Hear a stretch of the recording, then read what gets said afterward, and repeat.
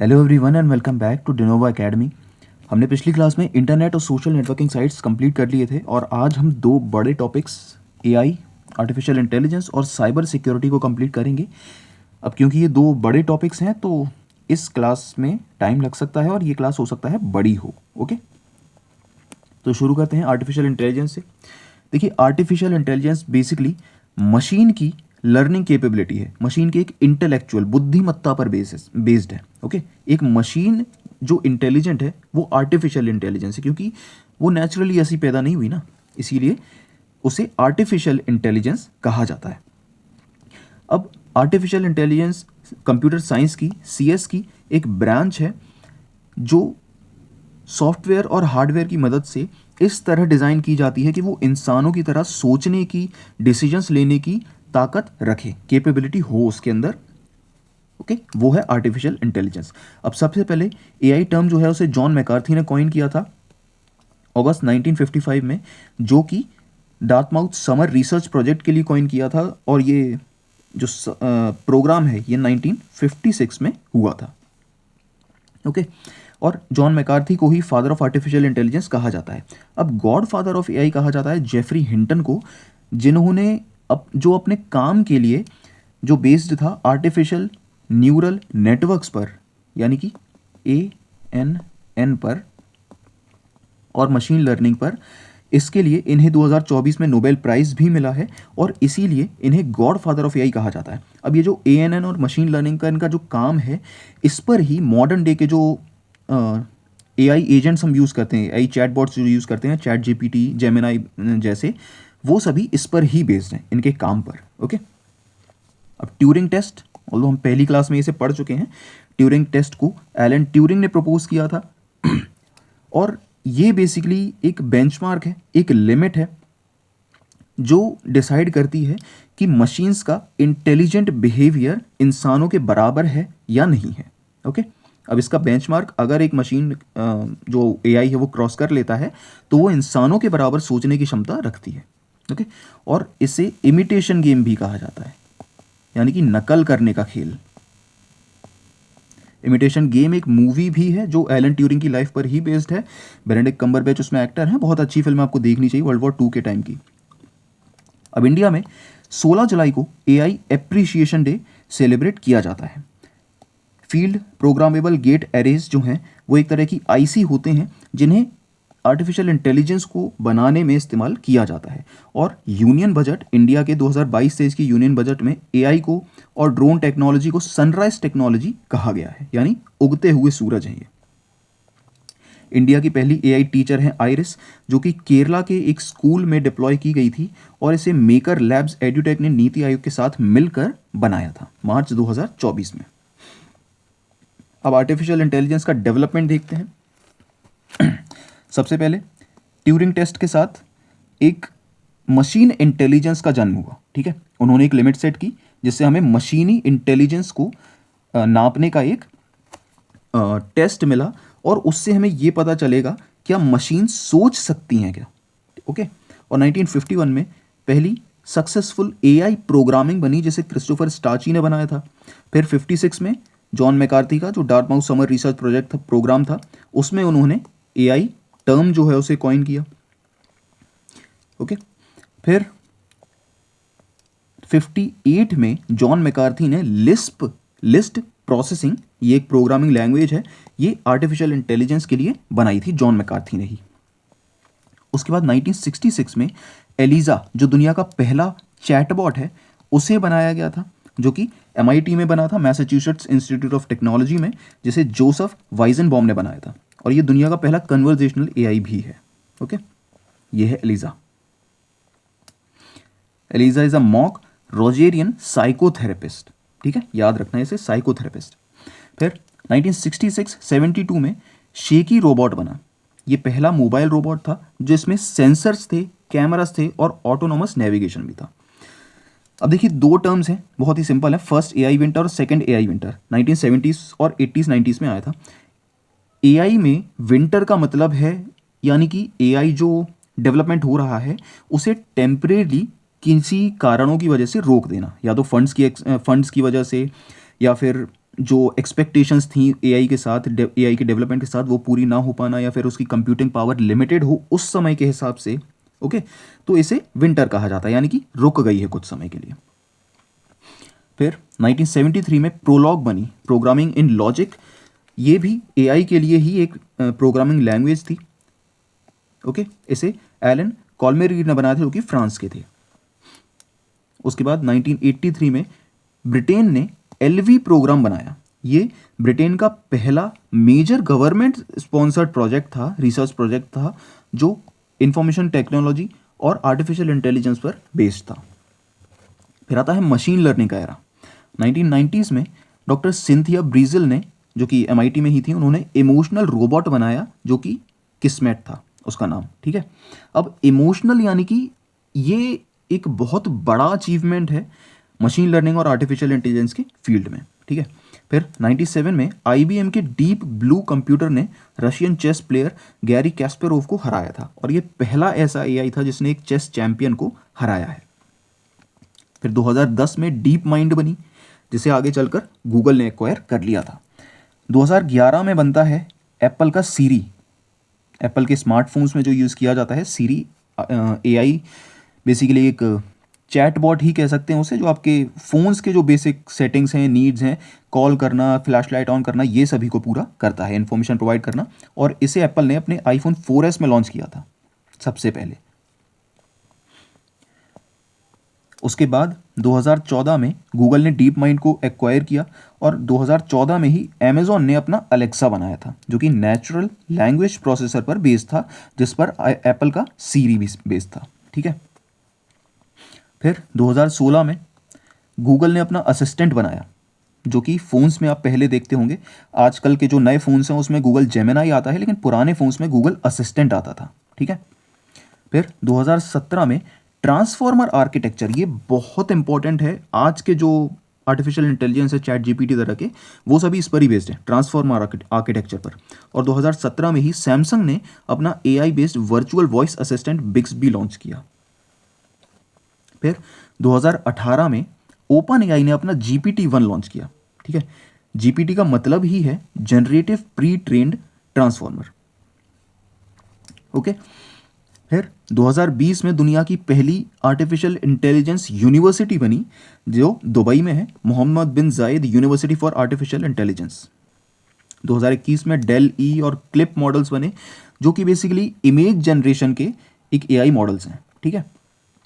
2022 में मेटा ने दुनिया का सबसे तेज AI सुपर कंप्यूटर बनाया, AI research super cluster RSC, ठीक है।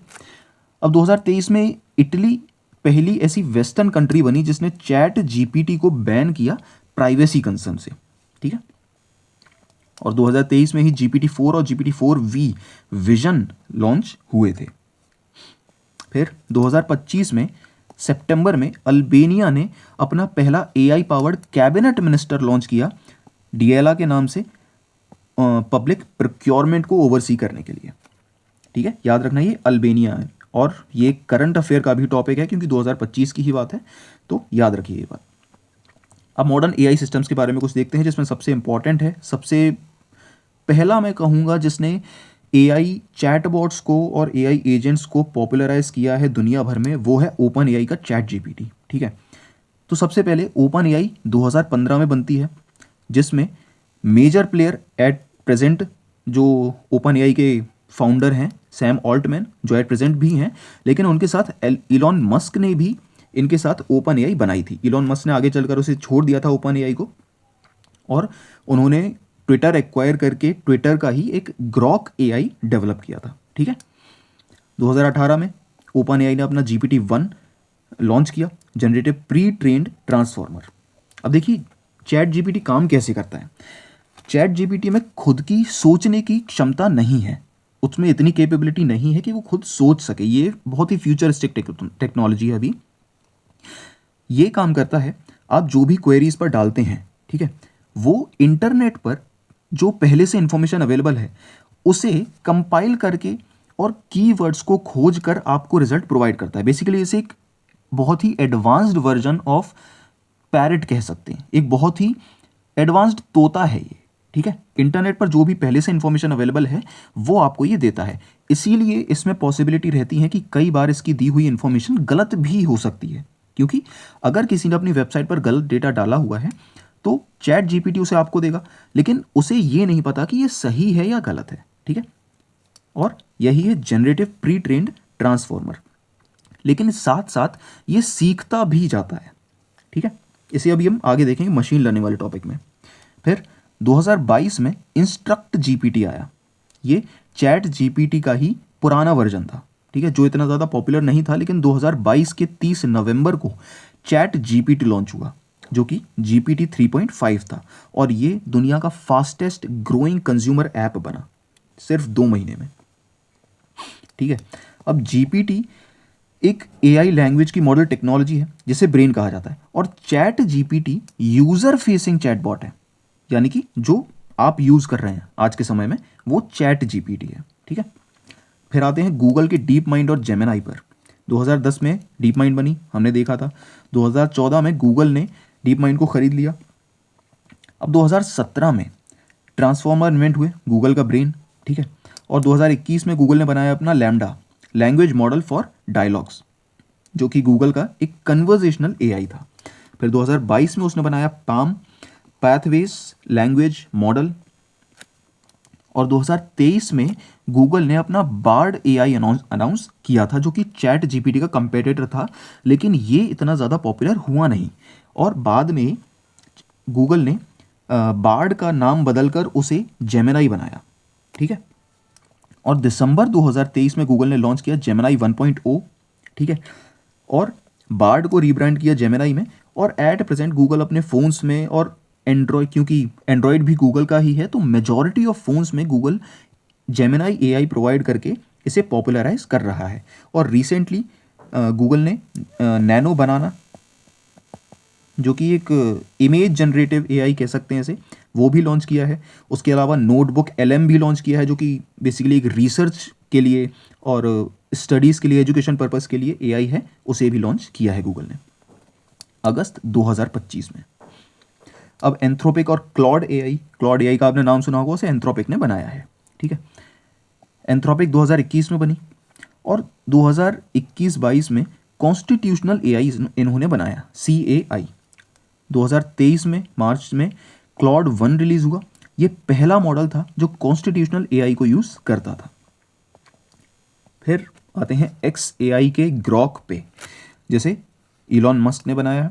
अब मार्च 2023 में XAI was founded by Elon Musk. ठीक है, और 2023 में XAI को पब्लिकली अनाउंस किया गया, और इसमें से बेसिकली उन लोगों को रिक्रूट किया गया था जो पहले डीप माइंड, गूगल, माइक्रोसॉफ्ट और ओपन एआई में काम करते थे। और उसी साल नवंबर में ग्रॉक लॉन्च किया गया, जो कि एक बीटा वर्जन था उसका, और 2023 में सभी एक्स यूज़र्स के लिए ग्रॉक एआई को लॉन्च किया गया। अब देखिए, आर्टिफिशियल इंटेलिजेंस एजेंट्स जो एट प्रेजेंट हैं, उनमें इतनी कैपेबिलिटी नहीं है कि वो सार्काज़म प्रोवाइड कर सकें। ठीक है, सार्कास्टिक आंसर दे सकें, उनमें इतनी कैपेबिलिटी नहीं है। लेकिन ग्रॉक जो है वो कुछ ऐसे चुनिंदा एआई में से है जो आपको सार्काज़म में भी आंसर देता है। ओके, तो ये चीज़ याद रखना है। इसका थोड़ा विटी ह्यूमर है, थोड़ा मतलब सार्काज़म बहुत ज़्यादा यूज़ ये करता है, तो इसीलिए ये बहुत ज़्यादा पॉपुलर भी है। उसके बाद चाइना का मूनशॉट ने बनाया हुआ कीमी एआई, ये भी बहुत पावरफुल एआई है और रिसेंटली बहुत ज़्यादा पॉपुलर भी हुआ था। अब इन्होंने कीमी जो नाम रखा है, ये कीमी राइकोनेन जो F1 ड्राइवर हैं उनके नाम पर रखा है, और जापानीज में कीमी का मतलब होता है यू। अब आर्टिफिशियल इंटेलिजेंस के कैरेक्टरिस्टिक्स, जिसमें सबसे पहले आता है लर्निंग एबिलिटी, यानी एआई जो है उसके अंदर इतनी एबिलिटी है, कैपेबिलिटी है कि वो सीखता है, जो भी वो रिजल्ट दे रहा है उससे वो सीखता भी जाता है। ठीक है, ये सब अभी हम मशीन लर्निंग में बहुत अच्छे से समझेंगे। फिर रीजनिंग और लॉजिक भी है, अपने डिसीजंस बना रहा है और प्रॉब्लम्स को सॉल्व भी कर रहा है।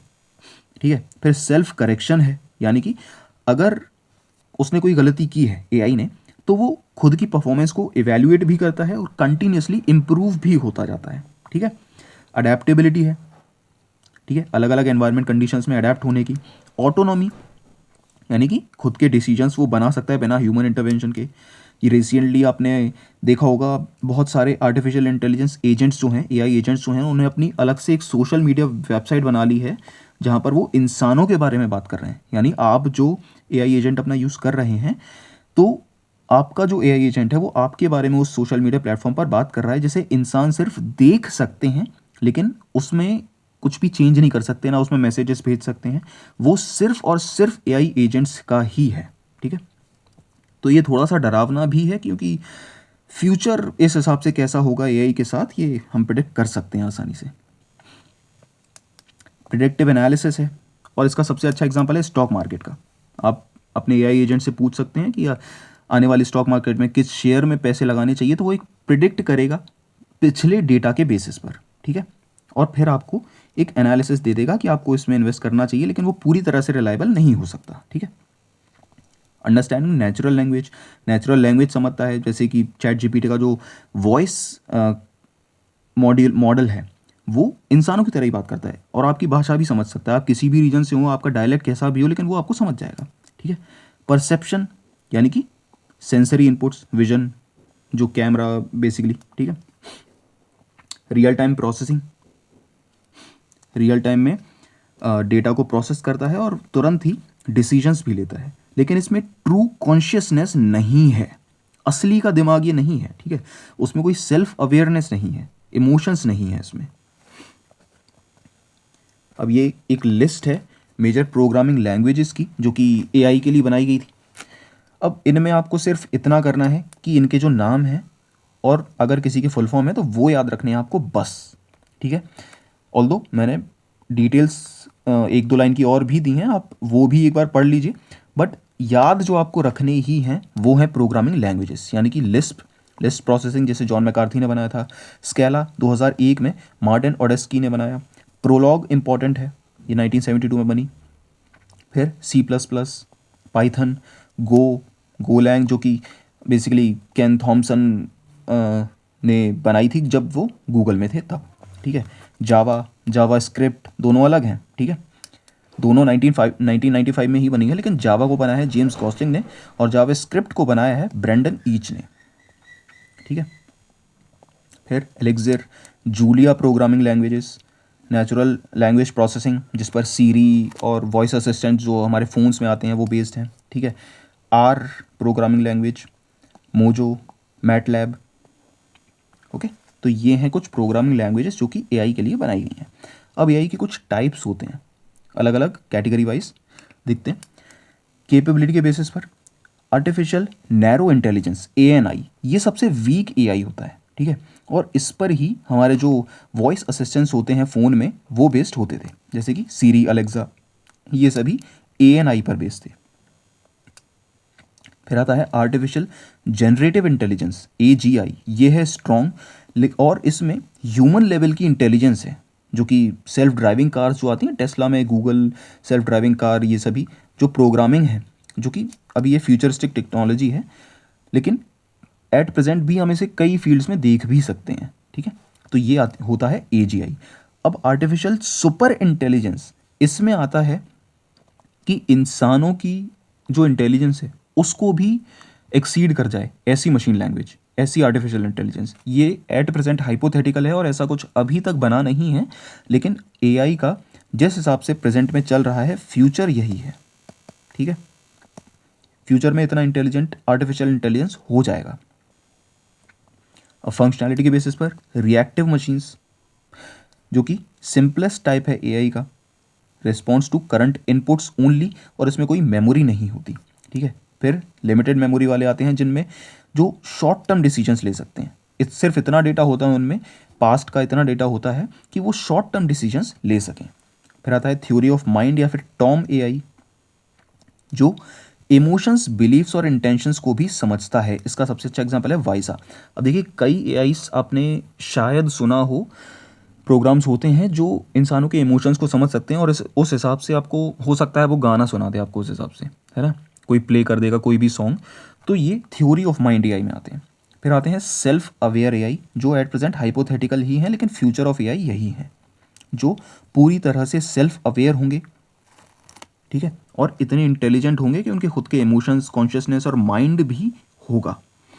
टेक्निक के बेसिस पर machine learning, deep learning, natural language processing already हम देख चुके हैं जो वॉइस असिस्टेंस में आती है, कंप्यूटर विजन और रोबोटिक्स बाय टेक्निक में ये एआई होते हैं, ठीक है। अब मशीन लर्निंग, अभी हम मशीन लर्निंग और डीप लर्निंग अभी हम आगे पढ़ेंगे।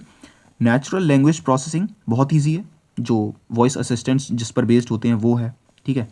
कंप्यूटर विजन यानी कि विजुअल इन्फॉर्मेशन वाला, इमेजेस वीडियोस के लिए। रोबोटिक्स यानी कि ऑब्वियसली रोबोट्स के लिए बनाए जाने वाली एआई।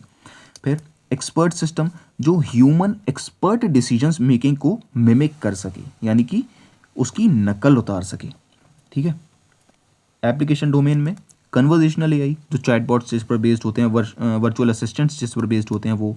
जनरेटिव एआई जो कंटेंट क्रिएट करता है, यानी कि टेक्स्ट जिस पर चैट जीपीटी बेस्ड है बेसिकली। प्रिडिक्टिव एआई ऑलरेडी हम देख चुके हैं, ऑटोनॉमस सेल्फ ड्राइविंग कार्स में आता है। कॉग्निटिव एआई जो ह्यूमन थॉट प्रोसेस को भी मिमिक कर सके, उसकी नकल उतार सके, इंसान किस तरह सोचते हैं इसे भी कॉपी कर सके। अब माइक्रोसॉफ्ट ने प्रोजेक्ट ब्रेन वेब लॉन्च किया जो कि डीप लर्निंग एनहेंसमेंट के लिए है, रियल टाइम आर्टिफिशियल इंटेलिजेंस के लिए, ठीक है। और ये field programmable gate arrays structure को यूज़ करता है। अब आते हैं फंडामेंटल कॉन्सेप्ट ऑफ एआई पर। इसमें मेजर है machine learning, neural networks, deep learning, expert system और कंप्यूटर विजन हम ऑलरेडी देख चुके हैं, और नेचुरल लैंग्वेज प्रोसेसिंग, ठीक है। इसमें सबसे इंपॉर्टेंट हमें देखने हैं मशीन लर्निंग और डीप लर्निंग, और ये है एक स्ट्रक्चर, एक आर्टिफिशियल इंटेलिजेंस का सबसे कोर में होता है जनरेटिव एआई, फिर डीप लर्निंग, मशीन लर्निंग और आर्टिफिशियल इंटेलिजेंस, ठीक है। अब आते हैं मशीन लर्निंग पर। देखिए सीधी सीधी बात है, एक मशीन की एबिलिटी लर्न करने की उसे मशीन लर्निंग कहा जाता है, ठीक है। अब जॉन हॉपफील्ड और जेफरी हिंटन, जिन्हें गॉडफादर ऑफ एआई कहा जाता है, जेफरी हिंटन को इन्हें नोबेल प्राइज़ मिला था एएनएन और मशीन लर्निंग के लिए 2024 में फिजिक्स में, और मशीन लर्निंग को इन्वेंट किया था आर्थर सैमुअल ने 1959 में। अब मशीन की सीखने की क्या क्षमता है उसे मशीन लर्निंग में हम पढ़ते हैं। अब ये कई तरीके की होती है। सुपरवाइज्ड यानी कि उस मशीन को एक डेटा सेट दिया जाता है और उसमें इनपुट और करेक्ट आउटपुट भी दोनों होते हैं इन्वॉल्व, और इसी तरह हम उसे सुपरवाइज करते हैं, हम देखते हैं कि वो कैसे सीख रहा है और क्या सीख रहा है, उसके पैटर्न्स क्या हैं, ठीक है। और जहाँ पर भी वो गलती करता है हम उसे करेक्ट करते हैं, ठीक है। उसके बाद आता है अनसुपरवाइज्ड, इसे सुपरवाइज नहीं किया जाता, इसे खुद रिकॉग्नाइज करने होते हैं हिडन पैटर्न्स या फिर ग्रुप्स या फिर उस डेटा में क्या स्ट्रक्चर्स हैं उन्हें खुद ये डिटेक्ट करता है और फिर सीखता है, ठीक है। अब इसके एग्जाम्पल आते हैं मार्केटिंग एनालिसिस, ठीक है, डेटा कंप्रेशन इसके इंपॉर्टेंट एग्जाम्पल्स में से है, और सुपरवाइज लर्निंग की इंपॉर्टेंट एग्जाम्पल्स हैं ईमेल का स्पैम डिटेक्शन। देखिए इसमें ईमेल स्पैम डिटेक्शन में उसे बताना पड़ेगा कि ये चीज़ स्पैम में आती है और ये चीज़ इंपॉर्टेंट है। कई बार ऐसा हो जाता है आपके जीमेल फोल्डर में भी, स्पैम फोल्डर में कई ऐसे ईमेल्स चले जाते हैं जो आपके लिए इंपॉर्टेंट होते हैं, है ना, तो वो सुपरवाइज लर्निंग में आते हैं। फिर आता है सेमी सुपरवाइज लर्निंग, यानी कि हम कुछ डेटा उसे लेबल करके देते हैं और बहुत सारा डेटा अनलेबल्ड देते हैं, ठीक है। यानी कि हम उसे पूरा सच नहीं बता रहे लेकिन सिर्फ आधा सच बता रहे हैं या फिर थोड़ा सा ही सच बता रहे हैं, और ये यूज़ किया जाता है मेडिकल इमेज एनालिसिस में और लिंग्विस्टिक मॉडल्स में। फिर आता है रीइंफोर्समेंट लर्निंग या रीइंफोर्स्ड लर्निंग।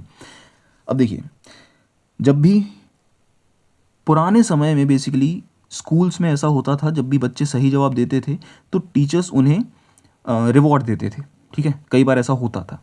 लेकिन जब भी वो स्टूडेंट गलत करता था तो उसे पनिशमेंट भी मिलती थी। रीइंफोर्समेंट लर्निंग यही है, ठीक है। इसी तरह से एआई को सिखाया जाता है, यानी कि मशीन लर्निंग की वो अप्रोच जिसमें एजेंट्स इंटरेक्ट करते हैं एनवायरनमेंट से, और जब सही करते हैं तो रिवॉर्ड्स मिलता है, लेकिन गलत करते हैं तो उन्हें पनिशमेंट भी मिलती है, और इसी तरह वो सीखते हैं और आगे बढ़ते जाते हैं। और इसे यूज़ किया जाता है मेनली गेमिंग, रोबोटिक्स और ऑटोनॉमस ड्राइविंग्स में। फिर आती है ट्रांसफ़र लर्निंग, यानी कि मान लीजिए चैट जीपीटी का एट प्रेजेंट मान लीजिए एग्जाम्पल के लिए 5.2 वर्जन चल रहा है, ठीक है, तो वो अपने पिछले मॉडल से अगर सीख रहा है तो वो ट्रांसफ़र लर्निंग में आता है, ठीक है। Knowledge from a previously trend model, पिछले मॉडल को हम ट्रेन कर चुके हैं और उसमें से जो प्रेजेंट मॉडल सीख रहा है उसे ट्रांसफ़र लर्निंग कहेंगे। फिर federated learning, models are trained on local data on multiple devices and only updates are sent to the server. ठीक है, मतलब लोकल डेटा पर बहुत सारे डिवाइसेस, लेकिन सिर्फ अपडेट ही सर्वर को वापस भेजे जाएंगे। जो भी अपडेट है हम सिर्फ सर्वर को वही भेजेंगे। अब आते हैं डीप लर्निंग पर। डीप लर्निंग एक मशीन लर्निंग की ही टेक्निक है जो आर्टिफिशियल न्यूरल नेटवर्क्स पर बेस्ड होती है, एएनएन पर। ठीक है, अब एएनएन क्या होता है? ANN a structure in computer system that functions like a human brain. AI के लिए एट प्रेजेंट ये बहुत ज़रूरी है ना। एक इंसान की तरह दिमाग, बेसिकली एक कंप्यूटरी दिमाग कह सकते हैं, वो एएनएन है, आर्टिफिशियल न्यूरल नेटवर्क। अब देखिए ये काम कैसे करता है, दो एग्जांपल लेते हैं हम।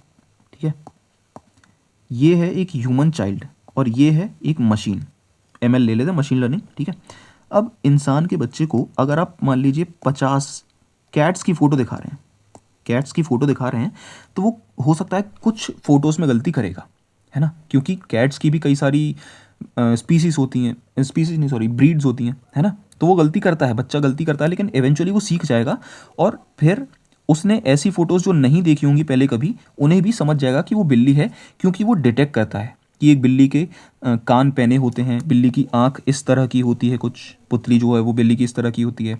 ठीक है, और ये छोटी होती हैं, ज़्यादा बड़ी नहीं होती। तो ऐसे करके वो ह्यूमन चाइल्ड पहचान जाएगा और थोड़े टाइम बाद वो समझ जाएगा कि हाँ ये बिल्ली है। मशीन लर्निंग भी इसी तरह काम करता है, लेकिन लेयर्स में काम करता है। ठीक है, मेनली इसकी 3 लेयर्स होती हैं। ठीक है, पहली लेयर में वो सिंपल पैटर्न्स को डिटेक्ट करेगा। मान लीजिए हमने उसे इनपुट दिया, एक बिल्ली की फ़ोटो, कैट फ़ोटो दी, और पहली लेयर में उसने सिंपल पैटर्न्स को डिटेक्ट किया, यानी कि एडजेस, वो बिल्ली का फर डिटेक्ट करेगा, उसकी जो स्किन है उसे डिटेक्ट करेगा, उसकी मूछें हैं बिल्ली की वो डिटेक्ट करेगा, फिर लाइंस, लेटर्स, शेप्स डिटेक्ट करेगा। ओके, दूसरे में उन शेप्स को वो कंबाइन करेगा, यानी कि जो उसने पॉइंटी ईयर्स जो उसके नोटिस किए थे मशीन ने, उन्हें कंबाइन करेगा, जो उसका बिल्ली का ओवरऑल शेप है उसे कंबाइन करेगा।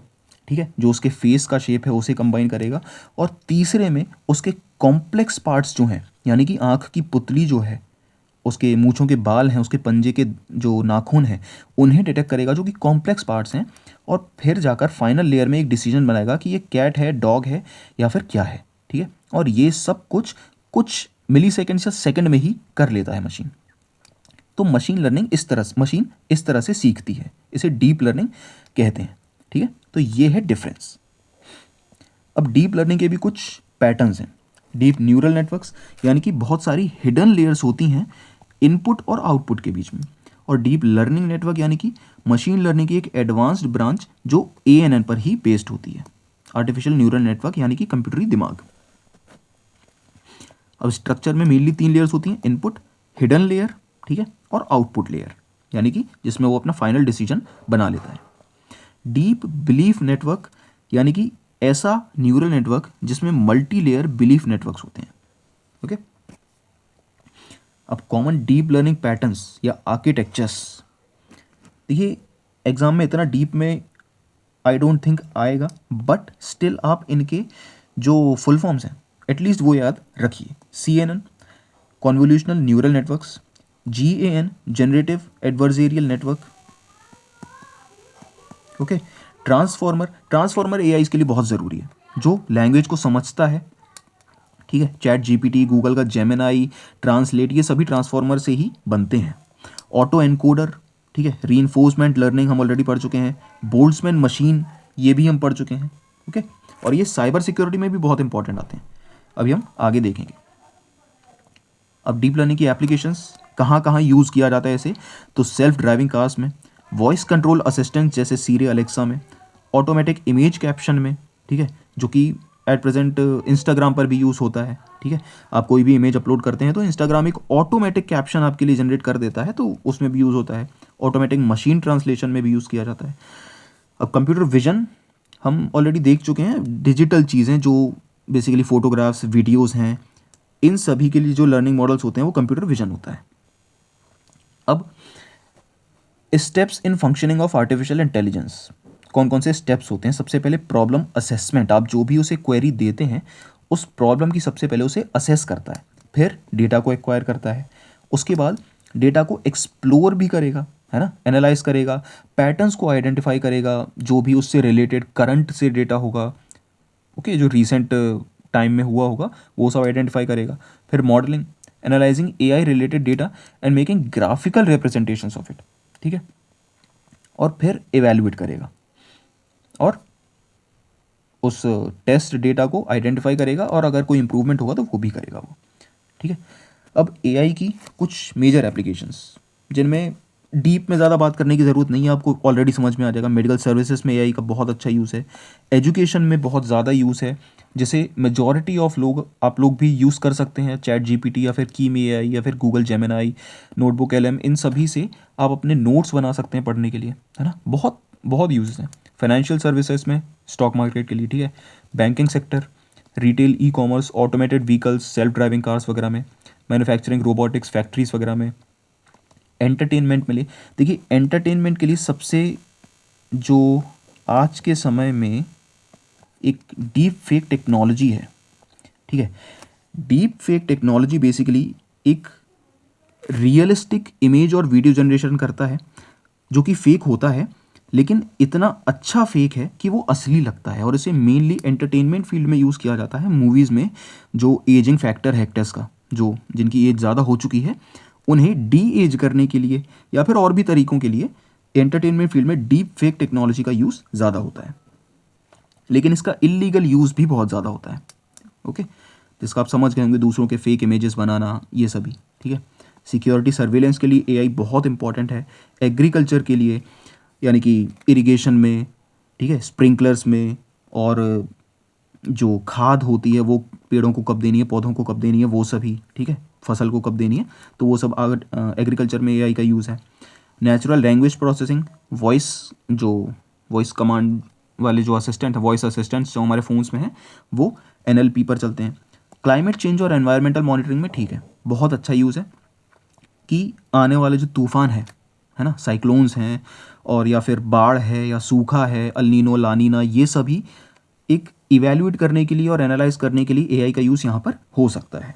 अब ये कुछ एडवांटेजेस और डिसएडवांटेजेस हैं, जो कि टेक्नोलॉजी एआई सबके सेम ही हैं, ठीक है, इंटरनेट के भी सेम हैं, आर्टिफिशियल इंटेलिजेंस के, टेक्नोलॉजी के, सबके सेम होते हैं। Advantages of AI, automation, productivity है, accuracy and error reduction, job opportunities AI create भी करता है, क्योंकि एआई को सीखने के लिए इंसान ही चाहिए, ओके, यानी कि Meta, for example Meta AI, इसका एक प्रोजेक्ट है, ठीक है। अब मेटा एआई को सीखना है कि इंडिया में अलग अलग डायलेक्ट्स में लोग बात कैसे कर रहे हैं, हिंदी में कैसे बात कर रहे हैं, अलग अलग लैंग्वेजेस में कैसे बात कर रहे हैं, ठीक है, कन्नड़ा, तमिल, मलयालम, मराठी, इस सभी में लोग बात कैसे करते हैं, बोलने का तरीका कैसा है, तो उसे सीखने के लिए उनसे इंसानों की ज़रूरत है, उन रीजनल लोगों की ज़रूरत है। और ऐसे कई सारे प्रोजेक्ट्स रियल लाइफ में भी चलते हैं जो आपको पे भी अच्छा करते हैं और आप अपने घर बैठे काम भी कर सकते हैं। तो जॉब क्रिएशन हो गया, data analysis, social service. Disadvantages में एम्प्लॉयमेंट कम भी करता है, ठीक है, आप उसे अभी सिखा देंगे लेकिन आगे चलकर वो आपकी जॉब भी खा सकता है, हो सकता है ऐसा हो जाए, ठीक है। सिक्योरिटी, प्राइवेसी इश्यूज होते हैं, एथिकल प्रॉब्लम्स होती हैं, एक्सपेंसिव ये होते हैं, और डिपेंडेंसी उन पर ज़्यादा हो जाने से प्रॉब्लम्स होती हैं, वो एक डिसएडवांटेज ही है, ठीक है, क्योंकि ज़्यादा डिपेंडेंसी होगी तो आप उसकी गलत दी हुई इन्फॉर्मेशन को भी सही मान लेंगे। अभी एक लिस्ट है टॉप एआई स्टार्टअप्स की इंडिया में, ये उतनी ज़्यादा इंपॉर्टेंट नहीं है, बस एक बार इसे देख लीजिए, ओके, कौन कौन से एआई जो हैं वो इंडिया में बने हुए हैं, ठीक है। आर्या एआई है, और cure matrix, crop in technology, M beam, इससे आपने ज़रूर देखा होगा, जो एजुकेशन पर्पज़ में यूज़ किया जाता है। अगर आप गूगल पर कोई क्वेश्चन सर्च करते हैं तो एम बीम का रिकमेंडेशन जो है वो गूगल ज़रूर देता है। Locus, Morph AI, Mad Street Den, Observe AI, okay, Jensa Technologies, ये सभी इंडिया के एआई स्टार्टअप्स हैं। अब आते हैं वर्चुअल असिस्टेंट्स पर। देखिए वर्चुअल असिस्टेंट यानी कि रियल नहीं है, सबसे पहले तो वर्चुअल है, लेकिन वो आपके लिए असिस्टेंट भी है और आर्टिफिशियल इंटेलिजेंस पर बेस्ड है, यानी कि चैट जीपीटी का जो वॉइस मॉड्यूल है वो एक आपके लिए वर्चुअल असिस्टेंट है, ठीक है। गूगल असिस्टेंट है, गूगल जेमिनाई है और सीरी है, ये वर्चुअल असिस्टेंट्स हैं, है ना, जिन्हें हम वॉइस से कमांड कर सकते हैं। अमेज़ॉन का अलेक्सा है, ये सभी वर्चुअल असिस्टेंट है। तो मेजर वर्चुअल असिस्टेंट्स की टाइपलाइन देखते हैं। सबसे पहले बना था एप्पल का सीरी, उसके बाद गूगल नाउ, गूगल असिस्टेंट जिसे कहते हैं, फिर अलेक्सा अमेजोन का, माइक्रोसॉफ्ट का कोर्टाना। इनकी आप सिर्फ कंपनीज देख लीजिए कि जो मेजर वर्चुअल असिस्टेंट्स हैं उन्हें किसने बनाया है। इसमें इंपॉर्टेंट आस्क आस्क दिशा भी है जिसे IRCTC ने बनाया है, ठीक है। लैम्डा जिसे गूगल ने बनाया है, chat GPT, open AI, Claude, perplexity AI है, कैरेक्टर AI है, मिड जर्नी, U.com। अमेजोन ने अपना रूफस AI लॉन्च किया जो अमेजोन ऐप पर आप देख सकते हैं उसे, ठीक है।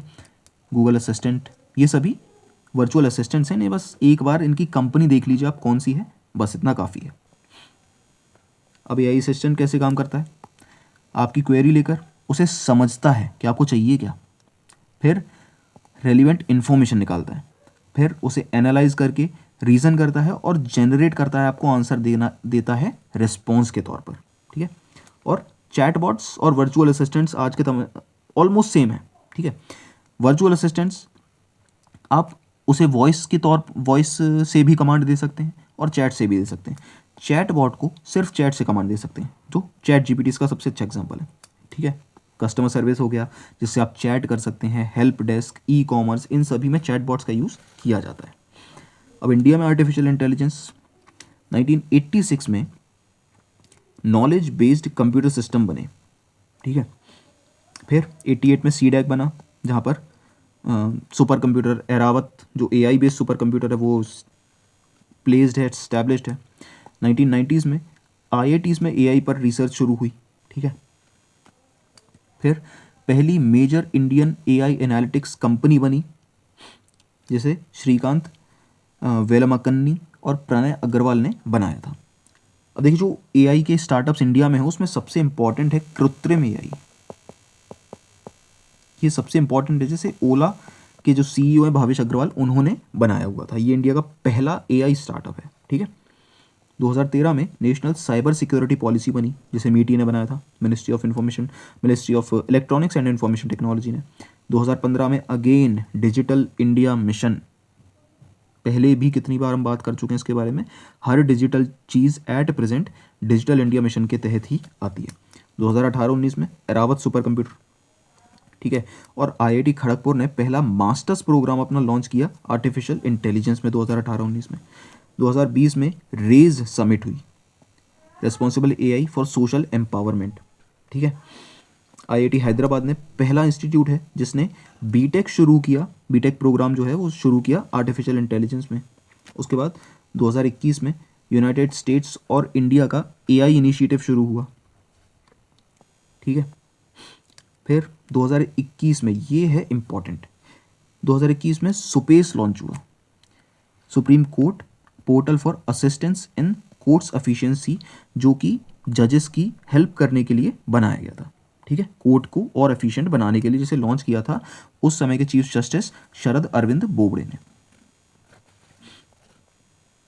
इंडिया AI मिशन जो 7 मार्च 2024 को लॉन्च हुआ, ठीक है। अब इसके ना ये 7 पिलर्स हैं, ये इंपॉर्टेंट है आपके लिए याद रखने के लिए, जिसमें इंडिया AI कंप्यूट, उसके बाद India AI innovation centre, data set platform, application development initiatives, future skills, AI startup financing जिसमें स्टार्टअप्स को फाइनेंस किया जाएगा, ठीक है। और सेफ एंड ट्रस्टेड AI यानी कि उसे एथिकल और सिक्योर भी बनाना है AI को, ओके। और ये बहुत ही इंपॉर्टेंट मिशन है जो कि 2024 में लॉन्च हुआ है और ये एक लार्ज डेटा सेट जिसे AI कोश कहते हैं वो भी बनाएगा, ठीक है। अब इसमें एक और इम्पॉर्टेंट चीज़ है भारत जेन, ठीक है। Bharat Gen national mission for interdisciplinary cyber physical system, इसके तहत बनाया गया है और ये इंडिया का पहला गवर्नमेंट सपोर्टेड इनिशिएटिव है जिसके अंदर इंडिया की जो 22 ऑफिशियल लैंग्वेजेस हैं, इंडियन लैंग्वेजेस, उनके लिए एक मल्टी मॉडल AI मॉडल्स बनाए जाएंगे, जिसमें से 9 फरवरी तक 15 लैंग्वेजेस के AI मॉडल्स बन चुके हैं और मोस्ट प्रोबेबली फरवरी एंड तक ये कंप्लीट हो जाएगा ये मिशन, ठीक है। 30 सितंबर 2024 को ये लॉन्च हुआ था और भारत जेन AI LLM जो है यानी कि लार्ज लैंग्वेज मॉडल जो है वो 2 जून 2025 को लॉन्च हुआ था। तो कंफ्यूज मत होना, और इसे जो IIT बॉम्बे और IITM प्रवर्तक टेक्नोलॉजीज जो हैं वो इसे लेड कर रहे हैं इस मिशन को। 2021 में लॉन्च हुआ AI फॉर ऑल इनिशिएटिव, जिसे ministry of electronics and information technology और नीति आयोग ने लॉन्च किया ताकि AI लिटरेसी को प्रमोट किया जा सके। और ये लॉन्च हुआ था नेशनल एजुकेशन पॉलिसी 2020 की पहली एनिवर्सरी पर, ठीक है। और इसका की कंपोनेंट है युवा AI फॉर ऑल, जो कि एक free self placed online course है, ठीक है, याद रखना एक कोर्स है। उसके बाद दुनिया की पहली AI यूनिवर्सिटी ऑलरेडी हम देख चुके हैं, मोहम्मद बिन जायद university for artificial intelligence, Abu Dhabi, Dubai में है ये। उसके बाद उड़ीसा टीवी इंडिया में रीजनल लैंग्वेज का AI न्यूज़ एंकर सबसे पहले उड़ीसा टीवी ने लॉन्च किया था, जो कि जिसका नाम था लीसा। और नेशनल लेवल पर सना, जिसे आज तक मीडिया हाउस ने के चैनल्स पर लॉन्च किया गया था, ये इंडिया की पहली हिंदी AI न्यूज़ एंकर है, ठीक है। न्यूज़ GPT दुनिया का पहला न्यूज़ चैनल जो पूरी तरह से AI से बना हुआ है, ये 2023 में लॉन्च हुआ था। और national strategy for artificial intelligence June 2018 में लॉन्च हुई थी, जिसे नीति आयोग ने लॉन्च किया था। अब आर्ट पार्क हम रोबोटिक्स वाली क्लास में भी देख चुके थे, एक नॉट फॉर प्रॉफिट फाउंडेशन है, 2020 में बनी है, IISc बेंगलोर ने इसे बनाया था और इसका हेडक्वार्टर भी बेंगलोर में ही है, जो कि आर्टिफिशियल इंटेलिजेंस और रोबोटिक्स टेक्नोलॉजी पर के लिए बनाई गई थी। फिर G20 ओसाका समिट जापान में हुई 2019 में, जिसमें प्राइम मिनिस्टर ने अपने विचार जो हैं वो डिजिटल इकोनॉमी और आर्टिफिशियल इंटेलिजेंस पर रखे हुए थे। ये 5I पर फोकस करते हैं, जिसका I है indigenisation, inclusiveness, innovation, investment in infrastructure and international cooperation. अब GPI ग्लोबल पार्टनरशिप और आर्टिफिशियल इंटेलिजेंस, इसमें सिर्फ आपको दो चीज़ें याद रखनी है। 2023 की जो इसकी मीटिंग थी वो इंडिया में हुई थी, भारत मंडपम न्यू दिल्ली, और 2024 की भी जुलाई 3 और 4 को इंडिया में ही हुई है, भारत मंडपम न्यू दिल्ली में ही। अब GPI जो है वो एक अलायंस है 28 कंट्रीज़ का, जो कि आर्टिफिशियल इंटेलिजेंस के लिए बनाया गया है। CogX AI 2017, ये एक ग्लोबल कॉन्फ्रेंस है AI पर, जो कि लंदन में होती है, एनुअल इवेंट है। रेज हम ऑलरेडी देख चुके हैं, रेज समिट 2020 में हुई थी, ओके। और US इंडिया AI इनिशिएटिव भी हम देख चुके हैं, 2021 में लॉन्च हुआ। ग्लोबल इंडिया AI समिट 2024 में, जो कि 3-4 जुलाई भारत मंडपम न्यू दिल्ली में हुई थी, और इसकी नोडल मिनिस्ट्री है ministry of electronics information technology. Paris AI action summit, जो कि फरवरी 2025 में हुई थी फ्रांस में, पेरिस फ्रांस में, और ये तीसरी समिट थी, ठीक है। जिसके पहले UK में हुई थी 2023 में, और साउथ कोरिया सियोल में हुई थी 2024 में। AI टास्क फोर्स 2018 में बनी थी। अब इसमें याद रखने वाली चीज़ ये है कि ये दो मिनिस्ट्रीज़ ने मिलकर बनाई, मिनिस्ट्री ऑफ कॉमर्स और मिनिस्ट्री ऑफ डिफेंस ने। और क्योंकि इसकी दो ब्रांचेस हैं, इसीलिए दो मिनिस्ट्री सेपरेटली इसे हैंडल करती हैं। यानी कि जो इकोनॉमिक ट्रांसफॉर्मेशन वाली ब्रांच है वो मिनिस्ट्री ऑफ कॉमर्स हैंडल करती है, जिसके चेयरमैन हैं V कामाकोटी, और नेशनल सिक्योरिटी या फिर नेशनल डिफेंस की जो ब्रांच है उसे N चंद्रशेखरन चेयरमैन हैं इसके, और ये आती है मिनिस्ट्री ऑफ डिफेंस के तहत।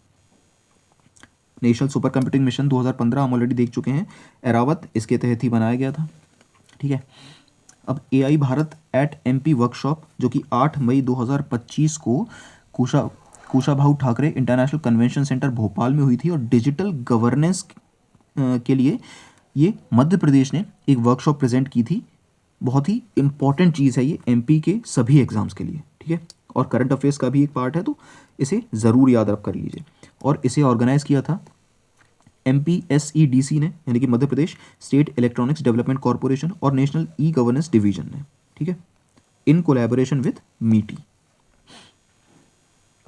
भाषिनी, जो कि 2022 में लॉन्च हुआ, एक ऑनलाइन प्लेटफॉर्म है लिंग्विस्टिक कनेक्टिविटी के लिए, ठीक है। इंद्रजाल दुनिया का पहला AI powered anti drone system है ये इंद्रजाल, ठीक है। अब ये हैं कुछ इंपॉर्टेंट एब्रीविएशंस, इन्हें बस एक बार देख लीजिए। आई थिंक हम सभी इसमें से पढ़ चुके हैं ऑलरेडी, बट स्टिल एक बार इसे देख लीजिए बस आप, ओके। AI प्रिपेयर्डनेस इंडेक्स, जिसे इंटरनेशनल मॉनेटरी फंड लॉन्च करता है, इसके 4 फैक्टर्स हैं, 4 पैरामीटर्स हैं जिन पर इसे कैलकुलेट किया जाता है, जो हैं digital infrastructure, human capital, labour market policies, technological innovation, economic integration, legal framework, regulation and ethics. अब इसमें टॉप पर है सिंगापुर 2023 के इंडेक्स के हिसाब से, और इंडिया की रैंक है इसमें 72 जिसका स्कोर है 0.49। टोटल कंट्रीज है इसमें 174। अब ग्लोबल एआई सिटी इंडेक्स के हिसाब से बेंगलुरु इंडिया की एक लौती सिटी इसमें है अभी जिसकी रैंक है 26, और टॉप पर है सिंगापुर। एआई वाइब्रेंस सिटी में इंडिया तीसरे नंबर पर आती है, जैसे स्टैनफोर्ड एआई इंडेक्स रिपोर्ट पर बेस्ड होती है। अब यूएस, ये कुछ रैंकिंग्स हैं। US ranked first in government AI readiness index 2023, India की रैंक थी 40, ठीक है। इंडिया की रैंक 49 है नेटवर्क रेडीनेस इंडेक्स पर, ठीक है। उसके बाद FPGA ऑलरेडी हम देख चुके हैं, अब एआई के लिए यूज़ किया जाता है। मेटा और इंडिया एआई, इन्होंने अनाउंस किया है सेंटर फॉर जनरेटिव एआई जिसका नाम है सृजन, जो कि IIT जोधपुर में इस्टेब्लिश किया जाएगा। 2024 में ये हुआ था। अब एआई, जियो स्पेशल टेक्नोलॉजी और ड्रोन टेक्नोलॉजी को सनराइज टेक्नोलॉजी कहा गया है। यूनियन बजट 2022-23 में हम ऑलरेडी देख चुके हैं। एनवीडिया जो कि ग्राफिक्स कार्ड बनाती है कंप्यूटर्स के लिए और एआई कंपनी भी है, तो एनवीडिया एआई समिट इंडिया में हुई 2024 में मुंबई में, जिसे जियो और एनवीडिया ने पार्टनरशिप इसमें हुई थी।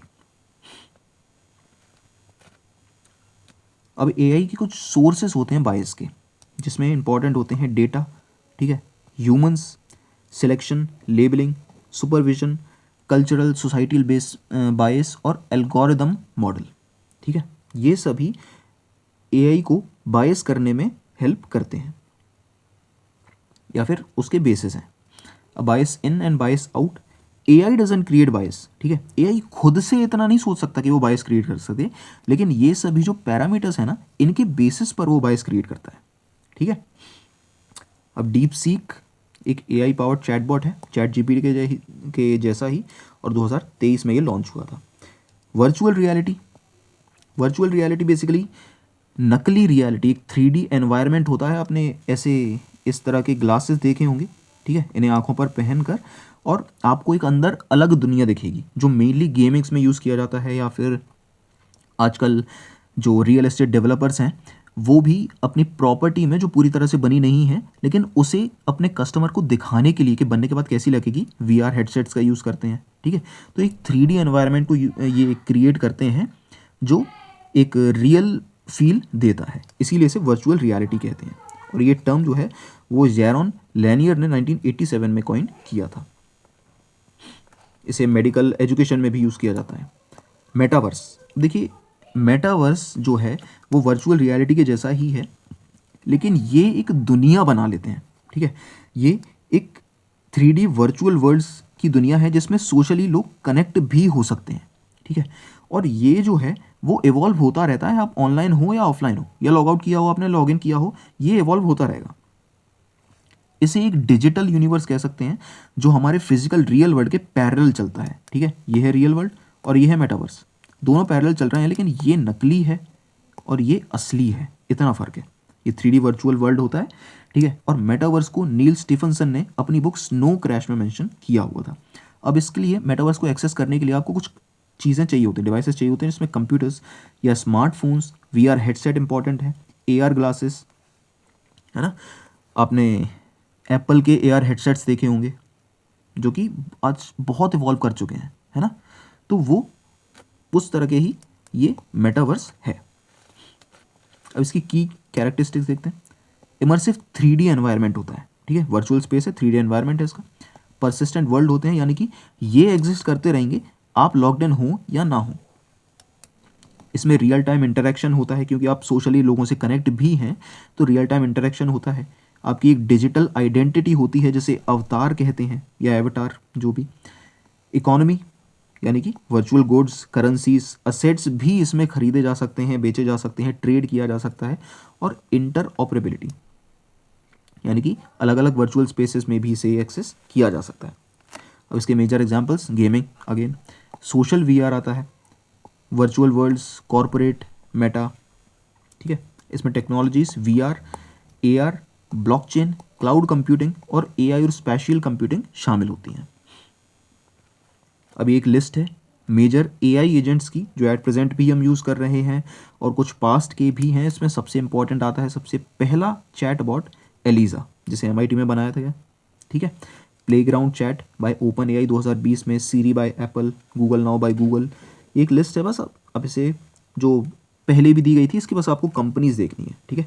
परप्लेक्सिटी, जिसका एयरटेल 1 साल का फ्री सब्सक्रिप्शन प्रोवाइड कर रहा था, ठीक है। Pi, Character AI, Midjourney जो इमेज जनरेशन चैटबॉट है बेसिकली, ठीक है।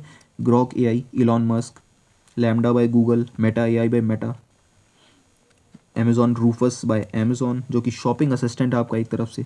और ये हैं कुछ इंडिया के एआई चैटबॉट्स, जिसमें कृत्रिम जो है वो इम्पोर्टेंट है, 2023 में बना था और ओला के फाउंडर भावेश अग्रवाल ने इसे बनाया था, ठीक है। गपशप जो 2004 में बना था, एआई चैटबॉट्स 2016 का ये पार्ट है, ठीक है। अब आते हैं साइबर सिक्योरिटी पर। अब देखिए, एआई आप जितना ज़्यादा यूज़ करेंगे ना, साइबर क्राइम का खतरा भी उतना ज़्यादा बढ़ जाएगा अगर आपको नॉलेज कम है या फिर लिमिटेड है या फिर नहीं है, ठीक है। आजकल हर फ़ोन में एआई आ रहा है ना। लेकिन कोई ऐसा इंसान जो मान लीजिए गांव में रहता है, जो ज़्यादा पढ़ा लिखा नहीं है, लेकिन उसे ये पता है कि अगर मैं इस बटन को दबाकर रखूँगा तो एआई चालू हो जाएगा, तो उसके साथ साइबर क्राइम होने की पॉसिबिलिटी भी बढ़ जाती है। इसीलिए साइबर सिक्योरिटी मेजर्स बहुत इंपॉर्टेंट होते हैं। हम्म। अब साइबर क्राइम बेसिकली इंटरनेट या फिर डिजिटली आपके साथ जो भी क्राइम हुआ है, जो मेनली फ्रॉड होते हैं, डिजिटल अरेस्ट आजकल बहुत ज़्यादा फैशन में था पिछले कुछ सालों में, 1-2 सालों में, तो ये सभी होते हैं साइबर क्राइम जो आपके साथ डिजिटली हो रहे हैं, ठीक है। अब साइबर सिक्योरिटी को नेटवर्क सिक्योरिटी भी कहा जाता है, जो आपके नेटवर्क को सिक्योर कर रहा है ऑब्वियसली, है ना। अब साइबर सिक्योरिटी के कुछ ऑब्जेक्टिव्स होते हैं, आपके डिजिटल असेट्स को प्रोटेक्ट करना, यानी कि आपके जो हार्डवेयर है, आपको सॉफ्टवेयर है, आपके फ़ोन में या सिस्टम में जो डेटा है उसे प्रोटेक्ट करना साइबर सिक्योरिटी का काम है, ठीक है। Identification and prevention of threats, यानी कि जो खतरे हैं उन्हें आइडेंटिफाई करना और रोकना, और सिस्टम की जो रिलायबिलिटी है उसे भी मेंटेन रखना। अब साइबर सिक्योरिटी के टाइप्स, नेटवर्क सिक्योरिटी आती है, and point security, application security यानी कि सॉफ्टवेयर और एप्लीकेशंस जो हैं उन्हें सिक्योर बनाना, क्लाउड सिक्योरिटी, डेटा सिक्योरिटी यानी कि जो आपका डेटा है उसे एनक्रिप्ट करना, ठीक है। ऑपरेशनल सिक्योरिटी यानी कि डेटा मैनेजमेंट यूज से जो भी प्रोसेसेस होते हैं उनके लिए। अब मेजर कंपोनेंट्स इसके, accountability, integrity, authenticity, risk management, confidentiality, यानी कि सिर्फ उसी इंसान को डेटा एक्सेस अलाउ करना जो उसका ऑथोराइज्ड यूज़र है, ठीक है। अवेलेबिलिटी, नॉन रेपुडिएशन और इंसिडेंट रिस्पॉन्स। अब देखिए, ये मैंने इतनी जल्दी इसीलिए पढ़े हैं क्योंकि ये उतने ज़्यादा इंपॉर्टेंट नहीं है, आपको सिर्फ इनके पहले पॉइंट्स ही याद रखने हैं। एग्जाम में इतने डीप में रेयरली ये आते हैं, ठीक है, रेयरली। इसीलिए आप बस मेजर कंपोनेंट्स पढ़ लीजिए कि अकाउंटेबिलिटी होनी चाहिए साइबर सिक्योरिटी में, है ना, इंटेग्रिटी होनी चाहिए, कॉन्फिडेंशियलिटी होनी चाहिए, रिस्क मैनेजमेंट ज़रूर होना चाहिए, है ना। अब cyber security concerns in India, सबसे पहले तो लैक ऑफ साइबर अवेयरनेस, लोगों को पता ही नहीं है एक्चुअली कि साइबर सिक्योरिटी क्या होती है, साइबर क्राइम क्या होता है, या फिर आप ऑनलाइन एक फेक या फिर रियल इंसान को कैसे पहचाने, है ना। आपको नहीं समझ में आ रहा, आपको किसी ने फ़ोन लगा के बताया कि आपकी लॉटरी लग गई है, 50,000 रुपये जीतने, अपने आपके फ़ोन पर जो OTP आया है वो बता दीजिए, आप बता देंगे आपके अकाउंट से सारे पैसे चले जाएंगे। तो लोगों को इस चीज़ की अवेयरनेस ही नहीं है इंडिया में, है ना, बहुत कम है। अब lack of skilled cyber security experts नहीं है इंडिया में, है ना। कॉम्पिटेंट इंस्टीट्यूशंस नहीं हैं जो साइबर क्राइम से फाइट कर सकें, मतलब धीरे धीरे बन रहे हैं बट एट प्रेजेंट उतने ज़्यादा नहीं है। वीक और अपडेटेड साइबर लॉस नहीं है, ठीक है। Lack of strong and updated cyber laws हमें चाहिए। ईमेल पॉलिसीज़ चाहिए हमें, है ना। अब इसके मेजर्स कैसे इसे रोका जा सकता है, यानी कि रेगुलरली सॉफ्टवेयर और विंडोज़ को अपडेट करके, इंपॉर्टेंट डेटा का बैकअप रख के, send and receive data by converting it into code, जिसे हम अभी आगे पढ़ेंगे, ठीक है। Secure data bye password, retina scan, thumb impression जो कि बायोमेट्रिक्स में आते हैं वो सभी। साइबर क्राइम बेसिकली हर वो इलीगल एक्ट या क्राइम जो डिजिटली आपके साथ हुआ है ना, डिजिटल नेटवर्क पर हुआ है, उसे साइबर क्राइम कहते हैं। इसे इंटरनेट क्राइम भी कह सकते हैं। अब बेसिक टूल्स क्या होते हैं इंफॉर्मेशन एश्योरेंस के साइबर सिक्योरिटी में। इसमें सबसे पहले आता है ऑथेंटिकेशन। ऑथेंटिकेशन यानी कि असली यानी कि लेजिटिमेट, है ना, या यूज़र जो है डिवाइस का वो लेजिटिमेट यूज़र है या नहीं है, ऑथेंटिकेशन है या नहीं है। टू फैक्टर ऑथेंटिकेशन इंपॉर्टेंट है, यानी कि दो फैक्टर्स होते हैं। जैसे कि एग्जांपल के लिए गूगल का एक ऑथेंटिकेटर ऐप आता है एंड्रॉयड में, आपको मिल जाएगा गूगल प्ले स्टोर पर। तो वो ऐप क्या करता है, आपके कहीं पर भी जब आप लॉगिन करते हैं ना, तो वो एक टू फैक्टर ऑथेंटिकेशन प्रोवाइड करेगा। यानी कि आपने लॉगिन कर दिया, पासवर्ड डाल दिया, लेकिन उसके बाद भी गूगल ऑथेंटिकेटर पर एक पासवर्ड आएगा, उसे भी आपको वहाँ पर इनपुट करना पड़ेगा, तब जाकर आप एक ऑथेंटिकेट यूज़र उसके माने जाएंगे। ऑथराइजेशन यानी कि परमिशन मिलना, एक्सेस मिलना। नॉन रेपुडिएशन, ठीक है, डिजिटल सिग्नेचर्स और एनक्रिप्टेड ट्रांजैक्शंस के लिए इसे यूज़ किया जाता है। यानी कि रेपुडिएशन मतलब कि आपने एक बार जो परमिशन दे दी है तो आप उससे वापस नहीं आ सकते, है ना, आप मना नहीं कर सकते कि मैंने कोई इन्फॉर्मेशन दी ही नहीं थी। इसका मतलब है सेंडर या receiver can not later deny that they sent और रिसीव द इन्फॉर्मेशन। यानी कि आप बाद में मना नहीं कर सकते, एक बार आपने जो एक्सेस है उसे अलाउ कर दिया तो आप बाद में मना नहीं कर सकते। अब साइबर क्राइम के टाइप्स, इसमें आते हैं सोशल क्राइम, जिसमें सबसे पहले है फ्लेम, यानी कि इंटरनेट के ऊपर अब्यूसिव लैंग्वेजेस यूज़ करना, ठीक है, लोगों के ऊपर पर्सनल कमेंट्स करना। यानी कि मान लीजिए आपने इंस्टाग्राम रील पर एक कमेंट सेक्शन खोला और किसी ने ऐसा कुछ बोल दिया जो मान लीजिए आपकी पॉलिटिकल आइडियोलॉजी के अगेंस्ट है, तो आपने उसे गालियां देना शुरू कर दिया, है ना, आपने उस पर पर्सनल अटैक्स करने शुरू कर दिया, आपने उसे मैसेजेस करने शुरू कर दिए। ये फ्लेमिंग में आता है, फ्लेम या फिर फ्लेमिंग, ठीक है। आइडेंटिटी थेफ्ट, यानी कि किसी दूसरे को, मान लीजिए कोई दूसरा इंसान है, उसे आप खुद ऐसा प्रेटेंड कर रहे हैं कि आप वो हैं, दूसरे की आइडेंटिटी को चुरा लेना, ठीक है, जो इंस्टाग्राम पर बहुत ज़्यादा होता है आज के समय में। यानी कि कोई भी मान लीजिए आपके नाम से ही और आपकी प्रोफाइल पिक्चर को लेकर आपका जो बायो है उसे कॉपी करके एक दूसरी प्रोफाइल बना लेगा और आपके जो कॉन्टैक्ट्स हैं उन सभी को एक फॉलो रिक्वेस्ट भेजेगा, ठीक है, और फिर वो उनसे पैसे मांगेगा। तो ये आइडेंटिटी थेफ्ट में आता है। इसके main methods fishing, skimming, data breach और सोशल इंजीनियरिंग आते हैं। साइबर बुलिंग, बुलिंग यानी कि ऑनलाइन हरास करना, किसी को परेशान करना, है ना, इंसल्ट करना, उसकी अब्यूसिव लैंग्वेज यूज़ करना, ये सब साइबर बुलिंग में आता है। साइबर वॉरफेयर, जो मोस्ट प्रोबेबली अगला वर्ल्ड वॉर अगर हुआ तो साइबर वॉरफेयर होने के बहुत ज़्यादा पॉसिबिलिटीज़ हैं, और इसे फिफ्थ फील्ड ऑफ वॉर भी कहा जाता है। बेसिकली साइबर वॉरफेयर है देशों के बीच में कंप्यूटर नेटवर्क हैक हो जाना या फिर डेटास को लीक करना या चुरा लेना, डिस्ट्रॉय कर देना, ये सभी साइबर वॉरफेयर में आता है, जो रशिया और यूक्रेन के बीच में हुआ था कुछ साल पहले। साइबर पोर्नोग्राफी, यानी कि जो पॉर्न होते हैं, पोर्नोग्राफिक कंटेंट होता है, वो सभी इंटरनेट के ऊपर पब्लिश करना या फिर शेयर करना, सोशल मीडिया पर शेयर करना, ये सब इसमें आता है। ये भी एक तरह का क्राइम ही है आईटी एक्ट 2000 के तहत। फिर आते हैं इकोनॉमिक क्राइसिस, जिसमें पैसा इन्वॉल्व होता है। विशिंग, वॉइस फिशिंग, अगेन जो मैंने अभी बताया था ना, कोई आपको कॉल करके बोल रहा है आपकी लॉटरी लगी है, या फिर मुझे पैसे भेज दो, या फिर मैंने आपके अकाउंट में गलती से 20,000 भेज दिए, मैं 2,000 भेजना चाहता था, मुझे वापस बता दो, ओटीपी बता दो, वो सब विशिंग में आते हैं, वॉइस के ज़रिए फिशिंग। फिर साइबर स्क्वैटिंग, यानी कि किसी और का ट्रेडमार्क या फिर रजिस्ट्रेशन जो है उसे ट्रैफिक कर लेना, ठीक है, अपने फ़ायदे के लिए, उसे साइबर स्क्वैटिंग कहते हैं। स्पूफिंग, यानी कि अनऑथराइज्ड एक्सेस ले लेना, और जबकि आप अनऑथराइज्ड यूज़र उस चीज़ के नहीं हैं, ठीक है, ये फिशिंग अटैक का भी एक पार्ट हो सकता है। सेंडिंग बैंक बैंक की तरफ से मान लीजिए आपने फेक ईमेल भेज दिया, है ना, ये सभी स्पूफिंग में आते हैं। अब सलामी अटैक थोड़ा सा इम्पॉर्टेंट है। देखिए, मान लीजिए आप एक हैकर हैं, ठीक है, और आपने एक बैंक को टारगेट कर लिया है। मान लीजिए नेशनल बैंक है इंडिया की, एनबीआई है। अब आपने उसको टारगेट कर लिया और आप उसमें से इतने छोटे छोटे अमाउंट्स को विड्रॉ करते हैं इल्लीगली, जो बैंक नोटिस नहीं करती। मान लीजिए एक दिन में आप 100 या 1,000 रुपये निकाल रहे हैं। अब बैंक का एक दिन का ट्रांजैक्शन करीब हज़ारों करोड़ में जाता है, मान लीजिए 1,000 करोड़ में जा रहा है। अब वो 100 या 1,000 रुपये नोटिस नहीं करेगी, है ना। ये होता है सलामी अटैक्स। अमाउंट इतना छोटा होता है कि बैंक को या फिर अकाउंट यूज़र को पता ही नहीं चलता कि उसके अकाउंट से पैसा निकला है, और ये होता है सलामी अटैक। इसे सलामी स्लाइसिंग भी कहा जाता है। साइबर स्टॉकिंग, यानी कि ऑनलाइन किसी को ब्लैकमेल करना या फिर उसे ज़बरदस्ती मैसेज भेजना, अनवांटेड मैसेजेस भेजना, है ना, धमकी देना, ये सब साइबर स्टॉकिंग में आता है। आपने रिसेंटली नहीं, अभी भी चलता ही है, कोई भी नई मूवी जब रिलीज़ होती है तो कुछ लोग पहुंच जाते हैं अपना कैमरा लेकर वहाँ पर, ठीक है, और उस पूरी मूवी को रिकॉर्ड करके इंटरनेट पर पब्लिश कर देते हैं, वो पायरेसी में आता है, ठीक है।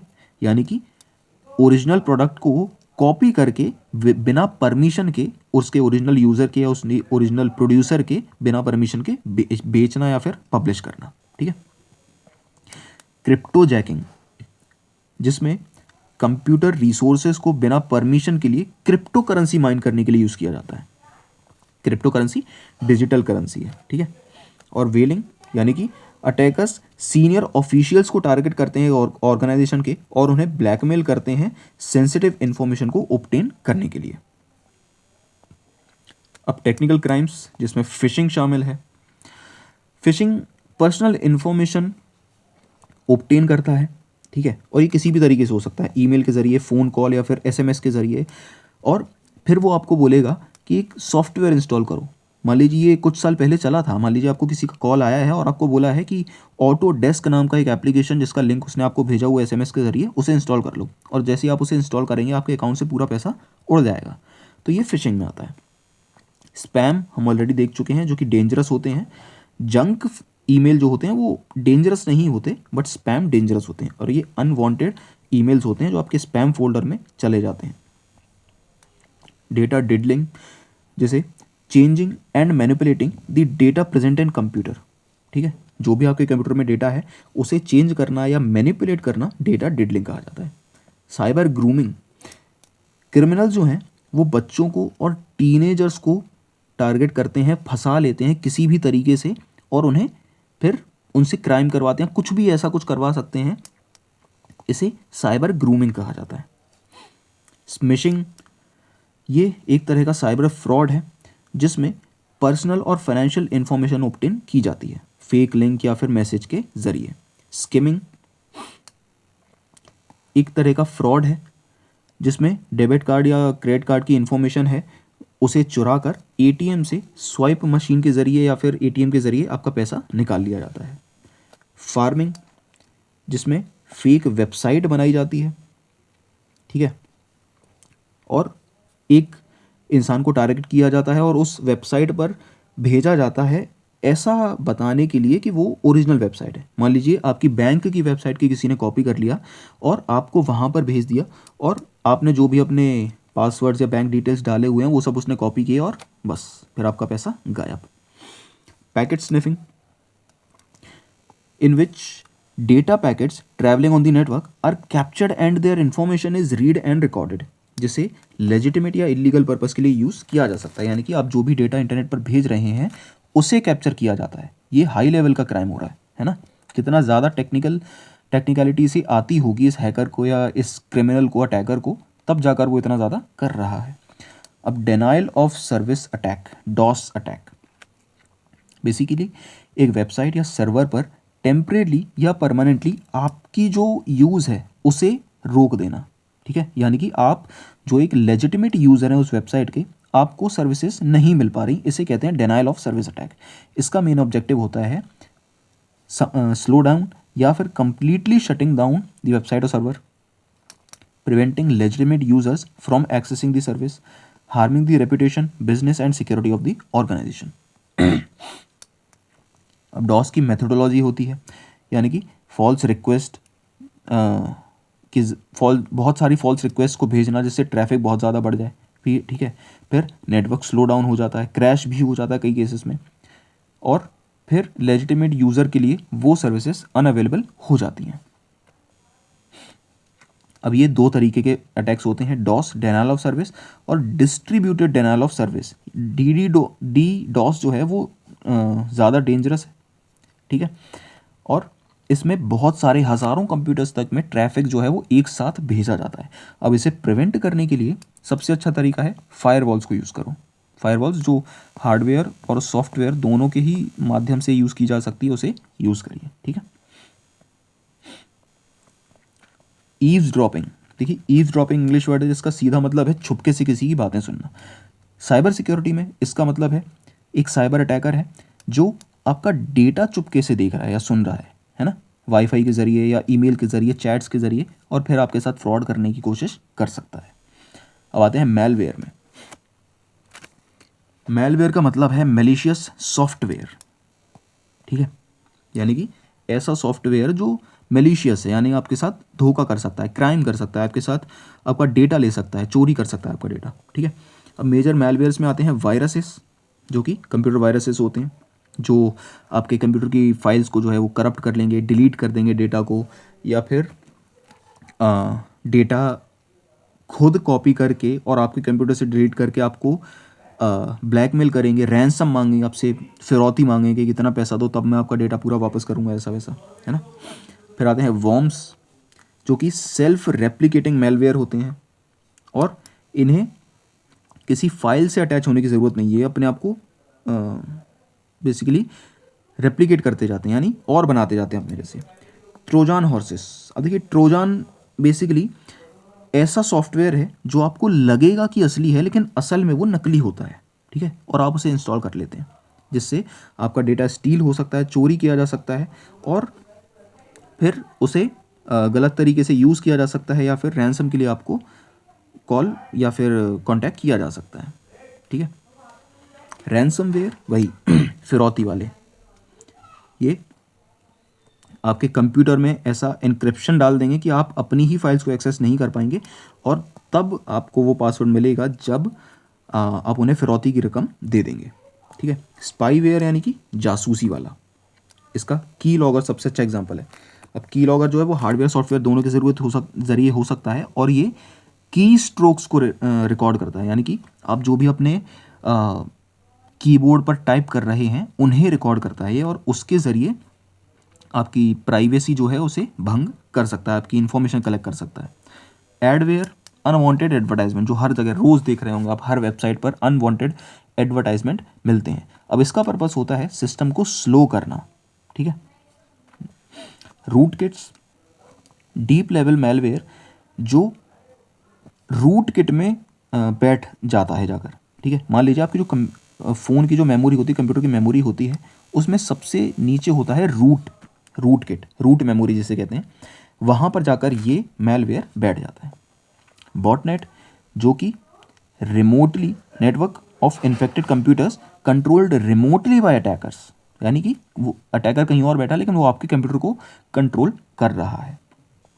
इसका एग्जांपल है मीराई बॉटनेट, जो कि IoT internet of things devices को इन्फेक्ट कर दिया था 2016 में। फाइल लेस मेलवेयर, यानी कि ये आपकी कंप्यूटर मेमोरी में होता है लेकिन फाइल्स में नहीं जाता ये, ठीक है, और लेजिटिमेट सिस्टम टूल्स को ये यूज़ करता रहता है।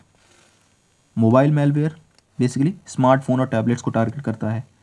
क्रिप्टो जैकिंग ऑलरेडी हम देख चुके हैं, क्रिप्टो करेंसी माइन करने के लिए, है ना। स्केयरवेयर, डर का यूज़ करते हैं, आपको डराते हैं, फेक वायरस की वार्निंग दे देते हैं कि आपके फ़ोन में वायरस आ गया है, इस एंटीवायरस को इंस्टॉल कर लो, है ना, या फिर हमें कॉल करो। इस पर कई सारी मूवीज़ भी बनी हुई हैं। बेसिकली आपको ये डरा कर काम करवा लेते हैं और आपकी इन्फॉर्मेशन ले लेते हैं। क्रिप्टो जैकिंग ऑलरेडी हो चुका है ये, ओके। अब कंप्यूटर वायरस का फुल फॉर्म है vital information resources under seize, कब्जे में, ठीक है। वायरस वर्ड जो है उसे सबसे पहले फ्रेड कोहेन नाम के इंसान ने कॉइन किया था, और पहला वायरस दुनिया का था क्रीपर, जो बॉब थॉमस ने 1971 में बनाया था आर्पानेट के लिए, ठीक है। अब वायरस के कुछ टाइप्स होते हैं। इन्फेक्शन टारगेट, जो प्रोग्राम फाइल्स को इन्फेक्ट करते हैं वो, ठीक है, और ये एग्जीक्यूटेबल फाइल्स से कनेक्ट हो जाते हैं, .exe, .com, .sys system file से, है ना। इसके कुछ सब टाइप्स होते हैं, over writing virus, parasitic virus, companion virus और लिंक वायरस। फिर आते हैं बूट सेक्टर वायरस, जो मास्टर बूट रिकॉर्ड MBR इसको इन्फेक्ट करता है। इसका एग्जांपल है माइकल एंजेलो 1992 का। मैक्रो वायरस, ये macro enable documents, basically Microsoft word और एक्सेल, इनको इन्फेक्ट करते हैं। फिर आते हैं स्क्रिप्ट वायरस, जो कि स्क्रिप्टिंग लैंग्वेजेस में होते हैं, JavaScript, VB script, PowerShell, इन सभी में होते हैं, उन्हें स्क्रिप्ट वायरस कहा जाता है। अब प्रोपोगेशन मेथड, यानी कि फैलने के इनके तरीके से, डायरेक्ट एक्शन वायरस जो कि मेमोरी में लोड हो जाते हैं और जो भी हम प्रोग्राम रन करते हैं उसे ये इन्फेक्ट कर देता है। रेजिडेंट वायरस जो आपके कंप्यूटर में ही रहता है, एक्टिव रहता है, अब ये फाइल्स को इन्फेक्ट नहीं करता, ठीक है, मतलब सॉरी, ये फाइल्स को इन्फेक्ट करता है, लेकिन ओरिजिनल इन्फेक्टेड प्रोग्राम जो है वो इसकी वजह से अगर नहीं भी चल रहा है तब भी ये फाइल्स को इन्फेक्ट कर सकता है, ठीक है। Multipartite website virus combine multiple infection methods, यानी कि बहुत सारी इन्फेक्शन मेथड्स को, बहुत सारे वायरस के तरीकों को ये कंबाइन कर लेता है और तब फैलता है ये। स्टेल्थ एविजन टेक्निक्स के जरिए स्टेल्थ वायरस जो कि दिखता नहीं है, ये एक्टिवली आपके सिस्टम में, आपके सॉफ्टवेयर में हाइड रहेगा, हाइड हो जाएगा, ठीक है, और धीरे धीरे इन्फॉर्मेशन चुराएगा, जैसे कि कॉल्स को इंटरसेप्ट करना, ठीक है, फेक फाइल्स को रिटर्न करना, ये सभी। पॉलीमॉर्फिक वायरस, ये अपने कोड को हर टाइम जितनी भी बार ये रेप्लिकेट करते हैं, अपने आप का एक और बना लेते हैं, ये अपने कोड को चेंज कर लेते हैं, ठीक है। मेटामॉर्फिक वायरस, ये पूरी तरह से अपने कोड को रीराइट कर लेते हैं, इनमें ऐसी कैपेबिलिटी होती है। आर्मर्ड वायरस जो protected against analysis and reverse engineering, ठीक है, ये code obfuscation, anti debugging tricks, इन सभी टेक्निक्स का यूज़ करते हैं। पेलोड पर्पस से लॉजिक बॉम्ब आते हैं। Remain dormant until specific conditions are met, यानी कि स्पेसिफिक कंडीशंस, या मान लीजिए एक ऐसी तारीख ना आए या फिर यूज़र ऐसा कोई एक्शन परफॉर्म ना करे, तब तक लॉजिक बॉम्ब्स एक्टिवेट नहीं होते। टाइम बॉम्ब एक स्पेसिफिक तारीख या फिर समय पर एक्टिव हो जाते हैं। Worms, virus worm hybrid, technically distinct, some virus incorporate worm like self propagation, यानी खुद को ही प्रोपोगेट कर लेते हैं ये। Browser hijacker virus, space killer virus और नेटवर्क वायरस कुछ और वायरसेस हैं। इनकी बस कैटेगराइजेशन आपको याद रखनी ज़रूरी है। अब ये है एक लिस्ट मेजर वायरसेस की, ठीक है, इसमें कुछ आपको याद रखने पड़ेंगे, जैसे कि क्रीपर वायरस है, Michael Angelo Columbus I love you virus 2000 में आया था, वंदे मातरम वायरस, ठीक है, ट्रोजान का जीउस, पेगासुस, और ये लिस्ट है जो पहली क्लास में भी, हार्डवेयर सॉफ्टवेयर वाली क्लास में भी हमने देखी थी, एंटीवायरसेस की, तो ये भी थोड़ी सी इम्पॉर्टेंट है, ठीक है, एंटीवायरस सॉफ्टवेयर्स। अब हैकिंग, बेसिकली कंप्यूटर नेटवर्क में इल्लीगली घुसना और उसे टैम्पर करना हैकिंग कही जाती है, और जो इंसान ये करता है उसे हैकर कहते हैं, ठीक है। अब hacking is done by including denial of service और अदर मैलवेयर, किसी के भी जरिए हैकिंग की जा सकती है। अब हैकिंग की कुछ टाइप्स, एथिकल हैकिंग जो कि लीगल होती है, ठीक है, और एक सिस्टम में वीकनेस या फिर उसकी कमियों को ढूंढने के लिए की जाती है। साइबर हैकिंग इलीगल पर्पस से की जाती है और नुकसान पहुंचाने के लिए की जाती है। हैकर वो इंसान होता है जो अपनी टेक्निकल स्किल्स का यूज़ करके एक कंप्यूटर सिस्टम या नेटवर्क को हैक कर लेता है। अब टाइप्स ऑफ हैकर होते हैं कुछ। वाइट हैट हैकर्स, ये एथिकल हैकर्स होते हैं, ठीक है, साफ सुथरे हैकर्स होते हैं। ब्लैक हैट यानी कि इनके इरादे जो हैं वो काले होते हैं, ठीक है, ऐसे याद रख लीजिए। मैलिशियस हैकर्स होते हैं, इल्लीगली ब्रेक करते हैं। अब ग्रे हैट होते हैं, वो वाइट और ब्लैक हैट के बीच में ऑपरेट करते हैं, यानी कि लॉस को तोड़ सकते हैं लेकिन पर्सनल गेन के लिए नहीं, हो सकता है सोसाइटी की गेन के लिए, है ना, हो सकता है एनवायरमेंटल पर्पज से, है ना, पर्सनल गेन के लिए नहीं करते। स्क्रिप्ट किडीज वो होते हैं जो एक स्क्रिप्ट को फॉलो करते हैं, जिनके पास स्किल बहुत कम होती है, स्किल्स, लेकिन एक स्क्रिप्ट को फॉलो करके हैकिंग टूल ये हैक कर लेते हैं, ठीक है। हैक्टिविस्ट यानी कि ऐसे एक्टिविस्ट, सोशल या पॉलिटिकल एक्टिविस्ट जो हैकर होते हैं, हैक के जरिए अपने पॉलिटिकल और सोशल कॉजेस को ये समाज के सामने प्रेजेंट करते हैं, और ये एनोनिमस होते हैं, ठीक है, एनोनिमस हैकर्स, और ये प्रोटेक्ट और एक्टिविज्म करते हैं। स्टेट स्पॉन्सर्ड यानी कि गवर्नमेंट बैक्ड हैकर्स, गवर्नमेंट ऐसे हैकर्स को अपॉइंट करती है जो उनके फ़ायदे के हों। अब आते हैं ग्रीन हैट हैकर्स, जो कि अभी भी सीख रहे हैकर्स होते हैं और इन्हें प्री हैकर्स भी कहा जाता है। फिर आते हैं रेड हैट हैकर्स, जो कि रेड यानी कि गुस्सा, ओके। अब ये वाइट हैट हैकर्स ही होते हैं लेकिन ये गुस्से होते हैं, एग्रेसिव मेथड्स को यूज़ करते हैं, ठीक है। फिर आते हैं ब्लू हैट हैकर्स, जो find and improve the vulnerabilities of software before using it, यानी कि किसी सॉफ्टवेयर को यूज़ करने से पहले उसकी जो कमियां हैं, ठीक है, जो उसके लूज पॉइंट्स हैं, उन्हें ढूंढते हैं और उसे इम्प्रूव करते हैं। ये फ्रीलांसर्स की तरह भी काम करते हैं। कई बड़ी बड़ी कंपनीज जैसे कि फेसबुक, गूगल भी इन्हें हायर करती है एक प्रोजेक्ट्स के तौर पर कि उनके प्रोग्राम से बग्स ढूंढना या फिर कमियां ढूंढना, ये सभी के लिए। अब एलीट हैकर्स जो होते हैं वो होते हैं मोस्ट स्किल्ड और एक्सपर्ट हैकर्स, ठीक है। और क्रैकर्स जो होते हैं वो हैकर से थोड़े अलग होते हैं। क्रैकर्स जो इलीगल एक्टिविटीज़ अनऑथोराइज्ड ब्रेकिंग के साथ करते हैं कंप्यूटर नेटवर्क या सॉफ्टवेयर सिक्योरिटी सिस्टम में। हैकर्स ज़रूरी नहीं है कि इलीगली ही किसी नेटवर्क में एंटर करें, है ना, एथिकल हैकर्स भी होते हैं, ओके, लेकिन क्रैकर्स हमेशा इलीगल ही होता है। अब कॉमन हैकिंग टेक्निक्स, फिशिंग, वही वायरस वाली, malware, SQL injection, man in the middle जो कि क्रिप्टोग्राफिक एल्गोरिदम में होता है, और जनरली आरएसए और डेफी हेलमैन एल्गोरिदम को ये यूज़ करता है। सोशल इंजीनियरिंग, डीडीओएस, ये सभी, ठीक है। अब साइबर सिक्योरिटी के कुछ मेजर्स, यानी कि एंटीवायरसेस को यूज़ करना, ठीक है, प्रॉक्सी सर्वर या फिर एप्लीकेशन लेवल गेटवे। देखिए, प्रॉक्सी सर्वर बेसिकली अपने आईपी एड्रेस को हाइड करना और अपनी प्राइवेसी को सेफ गार्ड करना, ये प्रॉक्सी सर्वर के ज़रिए हो सकता है। यानी कि आप जो भी वेबसाइट को एक्सेस करते हैं, मान लीजिए बिना प्रॉक्सी सर्वर के ये आप हैं, यूज़र हैं, और ये है वेबसाइट, ठीक है, तो आप डायरेक्ट उसे एक्सेस कर रहे हैं। तो और अब इस वेबसाइट को आपका आईपी एड्रेस पता है, 192 या जो भी आपका आईपी एड्रेस हो वो उसे पता है, ठीक है। प्रॉक्सी सर्वर में आपकी जो भी रिक्वेस्ट होगी वो पहले प्रॉक्सी सर्वर पे जाएगी, पीएस पे, और फिर वेबसाइट पे जाएगी। वेबसाइट से जो भी रिजल्ट आएगा वो पहले प्रॉक्सी सर्वर पे जाएगा, फिर आपके पास आएगा, यानी कि कंप्लीट प्राइवेसी, ठीक है। फायरवॉल्स का यूज़ करना, फायरवॉल्स बहुत इंपॉर्टेंट होती हैं, हार्डवेयर सॉफ्टवेयर दोनों पर ही बेस्ड होती हैं। ये डेटा को फिल्टर करती हैं, हम ऑलरेडी इसके बारे में पढ़ चुके हैं।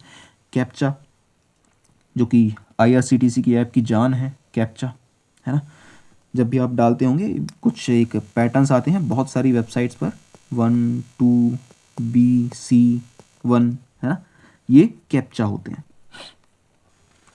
क्रिप्टोग्राफी, देखिए क्रिप्टोग्राफी इंपॉर्टेंट है। क्रिप्टोग्राफी ऐसी टेक्निक है जिससे आप अपने कम्युनिकेशन और इन्फॉर्मेशन को सिक्योर कर सकते हैं अनऑथोराइज्ड एक्सेस से, ठीक है। अब क्रिप्टोग्राफी का मतलब जो है वो होता है हिडन राइटिंग, यानी कि छुपी हुई राइटिंग।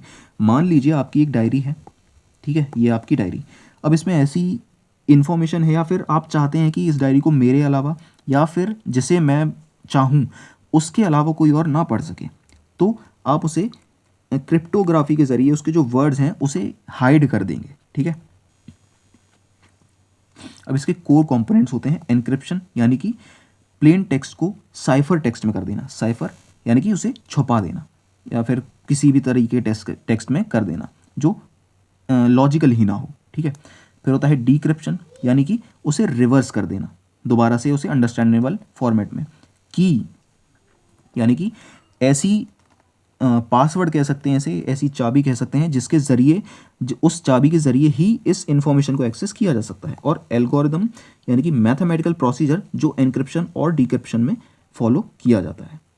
अब इसके दो तरीके होते हैं, सिमेट्रिक क्रिप्टोग्राफी जो कि सेम की यूज़ करते हैं, एक ही चाबी यूज़ करते हैं एन्क्रिप्शन और डिक्रिप्शन के लिए, और एसिमेट्रिक जो पब्लिक की अलग होती है एन्क्रिप्शन के लिए और प्राइवेट की होती है डिक्रिप्शन के लिए, यानी जिसे डिक्रिप्ट करना है सिर्फ प्राइवेट की सिर्फ उसके पास ही रहेगी। ये अलग अलग भी हो सकती है। अब इसकी की एप्लीकेशंस, सिक्योर मैसेजिंग में यूज़ की जाती है, व्हाट्सएप में मेनली यूज़ की जाती है, डिजिटल सिग्नेचर्स के लिए, पासवर्ड के लिए, ब्लॉकचेन और crypto currencies, VPN network security के लिए यूज़ की जाती है इसे, ओके। अब मॉडर्न क्रिप्टोग्राफिक टूल्स जो हैं वो हैश फंक्शंस यूज़ करते हैं, डिजिटल सर्टिफिकेट्स ताकि ऑनलाइन आइडेंटिटी को वेरीफाई किया जा सके, ज़ीरो नॉलेज प्रूफ्स यानी prove knowledge without revealing the secret itself, okay. अब इसमें दो टर्म्स और हैं, ब्लोफिश और टू फिश। इन्हें बेसिकली डिजिटल लॉक्स मान लीजिए, क्रिप्टोग्राफी का एक पार्ट इसे मान लो, डिजिटल लॉक्स हैं, आपके किसी भी डॉक्यूमेंट पे एक डिजिटल लॉक लगा देंगे, ठीक है, और ये सिमेट्रिक की बेस्ड की एन्क्रिप्शन एल्गोरिदम पर ये बेस्ड होते हैं। अब इसमें दो टर्म्स हैं, ब्लोफिश जिसे ब्रूस श्नाइनर ने 1993 में बनाया था और इसका ब्लॉक साइज 64 बिट्स का है, ठीक है। और ये एक अनपेटेंटेड रॉयल्टी फ्री सॉफ्टवेयर कह सकते हैं जो ओपन सोर्स है और पासवर्ड मैनेजर वीपीएन्स में यूज़ किया जाता है, फाइल एनक्रिप्शन टूल्स में भी यूज़ किया जाता है। अब उसके बाद टू फेस जो है उसे 1998 में बनाया था। इसे ब्रूस श्नाइनर ने और उनकी टीम जो है जॉन केल्सी, डोग वाइटलिंग, इन्होंने बनाया था। अब इसका ब्लॉक साइज है बड़ा, 128 बिट्स का है, ठीक है। और इसे एडवांस एनक्रिप्शन स्टैंडर्ड के कैंडिडेट के तौर पर बनाया गया था। RSA रिफसेट शैमीर एडलमैन जो पब्लिक की एनक्रिप्शन टेक्निक है। पैलेडियम ये माइक्रोसॉफ्ट की टेक्नोलॉजी है डेटा सिक्योरिटी के लिए। डिजिटल सिग्नेचर जो कि IT एक्ट 2000 में भी लीगल उन्हें जो दर्जा है वो दिया गया है। और ये क्रिप्टोग्राफिक टेक्निक है, यानी कि छुपी हुई टेक्निक है, छुपी रहती है ये, लेकिन आपकी ऑथेंटिसिटी को भी प्रूव ये कर देता है इलेक्ट्रॉनिक डॉक्यूमेंट्स में। पैच बहुत ही सिंपल सी है, दो एग्जांपल से अपन समझते हैं। मान लीजिए ये है एक रोड, यहाँ पर गड्ढा हुआ है, ठीक है। अब अथॉरिटीज़ आई और यहाँ पर इस गड्ढे को भर गई, इसे बोलते हैं पैच। यानी कि जो भी कमियां हैं आपके सॉफ्टवेयर में उन्हें छुपा देना वो होता है पैच, या फिर उन्हें फिक्स कर देना वो होता है पैच। जैसे हम कॉन्स्टिट्यूशन में जो अमेंडमेंट्स होती हैं ना, वो भी एक तरह की पैच ही है, क्योंकि हमारे जो आर्टिकल्स हैं उनमें गलती है, उनमें कुछ कमियां हैं और हमने उन्हें अमेंडमेंट के ज़रिए पैच कर दिया है, ठीक कर दिया है अब, ओके। माइक्रोसॉफ्ट अपना फेमस पैच ट्यूसडे जो कि सेकेंड ट्यूसडे हर महीने लॉन्च करती है, वो एक इम्पॉर्टेंट चीज़ है याद रखने के लिए। अब वर्चुअल कीबोर्ड जो है वो कंप्यूटर को पासवर्ड थेफ्ट, ट्रोजन और स्पाईवेयर जैसे मैलवेयर से बचाता है, ठीक है, वर्चुअल कीबोर्ड। अब इंडिया में साइबर सिक्योरिटी के लिए क्या मेजर्स हैं? सबसे पहले IT एक्ट 2000 ऑलरेडी कई बार हम देख चुके हैं पिछली कई क्लासेस में, तो इसकी अब और नीड नहीं है अभी, है ना। Section 66A Shreya single versus union of India हम ऑलरेडी देख चुके हैं। अब इसके की सेक्शंस आपको ज़रूर याद रखने हैं क्योंकि ये MPPSC एग्जाम्स में आए हुए हैं। जैसे कि सेक्शन 3 में इलेक्ट्रॉनिक्स रिकॉर्ड और डिजिटल सिग्नेचर की वैलिडिटी, ठीक है। सेक्शन 24 में लाइसेंस के ग्रांटिंग और रिफ्यूज़ल का प्रोसीजर। सेक्शन 66 में कंप्यूटर रिलेटेड क्राइम्स हैं। 66F में पनिशमेंट है साइबर टेररिज्म के लिए। ये सभी आपको याद रखनी पड़ेंगी। नेशनल साइबर सिक्योरिटी पॉलिसी 2013 में आई थी साइबर सिक्योरिटी के लिए ऑब्वियसली इंडिया में। सर्ट इन ये एक इम्पॉर्टेंट चीज़ है। कंप्यूटर इमरजेंसी रिस्पॉन्स टीम 2004 में बनी थी और मिनिस्ट्री ऑफ इंफॉर्मेशन टेक्नोलॉजी ने ये इस्टेब्लिश की थी साइबर सिक्योरिटी के असिस्टेंट के लिए, ठीक है। यानी कि इंडिया में जो भी साइबर अटैक्स जो होते हैं उसके लिए सर्ट इन को डिप्लॉय किया जाता है। National critical information infrastructure protection centre 2014 में बना, अगेन साइबर सिक्योरिटी के लिए, क्रिटिकल इंफॉर्मेशन को बचाने के लिए। बुडापेस्ट कन्वेंशन ये साइबर क्राइम पर ही एक कन्वेंशन थी जो 2001 में पास हुई और 2004 में एनफोर्स इसे किया गया। साइबर क्राइम कोऑर्डिनेशन सेंटर 2020 में बना। नेशनल क्राइम रिपोर्टिंग पोर्टल 2019 में ministry of home affairs. Cocoon जो कि केरला पुलिस ने बनाया है साइबर क्राइम और साइबर सिक्योरिटी हैकिंग के लिए, ठीक है। साइबर सुरक्षित भारत जो कि 2018 में बना, मीटी और NEGD ने बनाया है इसे। ये पहला PPP है, पब्लिक प्राइवेट पार्टनरशिप है, और इसके 3 पिलर्स हैं, अवेयरनेस, एजुकेशन और एम्पावरमेंट। उसके बाद CCTNS crime and criminal tracking network system 2009 में इस्टेब्लिश हुआ था नेशनल गवर्नेंस प्लान के तहत। अब India cyber crime coordination centre या फिर भारत या फिर नेशनल भी कह सकते हैं इसे, national NCCC national cyber crime coordination centre 2018 में बना है। इसे I4C भी कहा जाता है और इसके तहत national cyber crime training centres भी इस्टेब्लिश किए गए हैं। अब साइबर सिक्योरिटी से रिलेटेड कुछ टर्म्स। ब्लॉकचेन टेक्नोलॉजी जो कि पीयर टू पीयर मॉडल पर काम करती है, कोई सेंट्रल सर्वर नहीं है, ये यूज़र टू यूज़र कॉन्टैक्ट करती है। अब इसका सबसे ज़्यादा यूज़ होता है क्रिप्टो करेंसी में, ठीक है। अब रिसेंटली पिछले कुछ समय से सप्लाई चेन और बैंकिंग में भी इसका यूज़ होने लगा है। क्रिप्टो करेंसी डिजिटल या वर्चुअल करेंसी है जो फिजिकली एग्जिस्ट नहीं करती, ठीक है, और इसे माइन किया जाता है। जिस तरह कोल और डायमंड्स माइन किए जाते हैं उसी तरह से डिजिटली क्रिप्टो करेंसी को माइन किया जाता है। और पहली क्रिप्टो करेंसी बिटकॉइन जो है वो 2009 में सातोशी नाकामोटो ने क्रिएट की थी, और इसे भी क्रिप्टोग्राफी टेक्नोलॉजी के जरिए सिक्योर किया जाता है। एल सल्वाडोर और सेंट्रल अफ्रीकन रिपब्लिक ऐसे दो देश हैं जिन्होंने इसे लीगल करेंसी के तौर पर रिकॉग्नाइज किया है। Honey pots again security techniques हैं जो डिटेक्ट करती हैं, स्टडी करती हैं अनऑथोराइज्ड एक्सेस को, attacks on a system. Okay, cyber space ऐसा environment connected to a computer network जहाँ पर friends, contact and data is shared, basically आपका साइबर स्पेस है ना, इंटरनेट स्पेस भी इसे कह सकते हैं, जहाँ पर आप अपना जो नेटवर्क है, कंप्यूटर नेटवर्क है, डेटा है, उसे शेयर करते हैं, वो साइबर स्पेस है।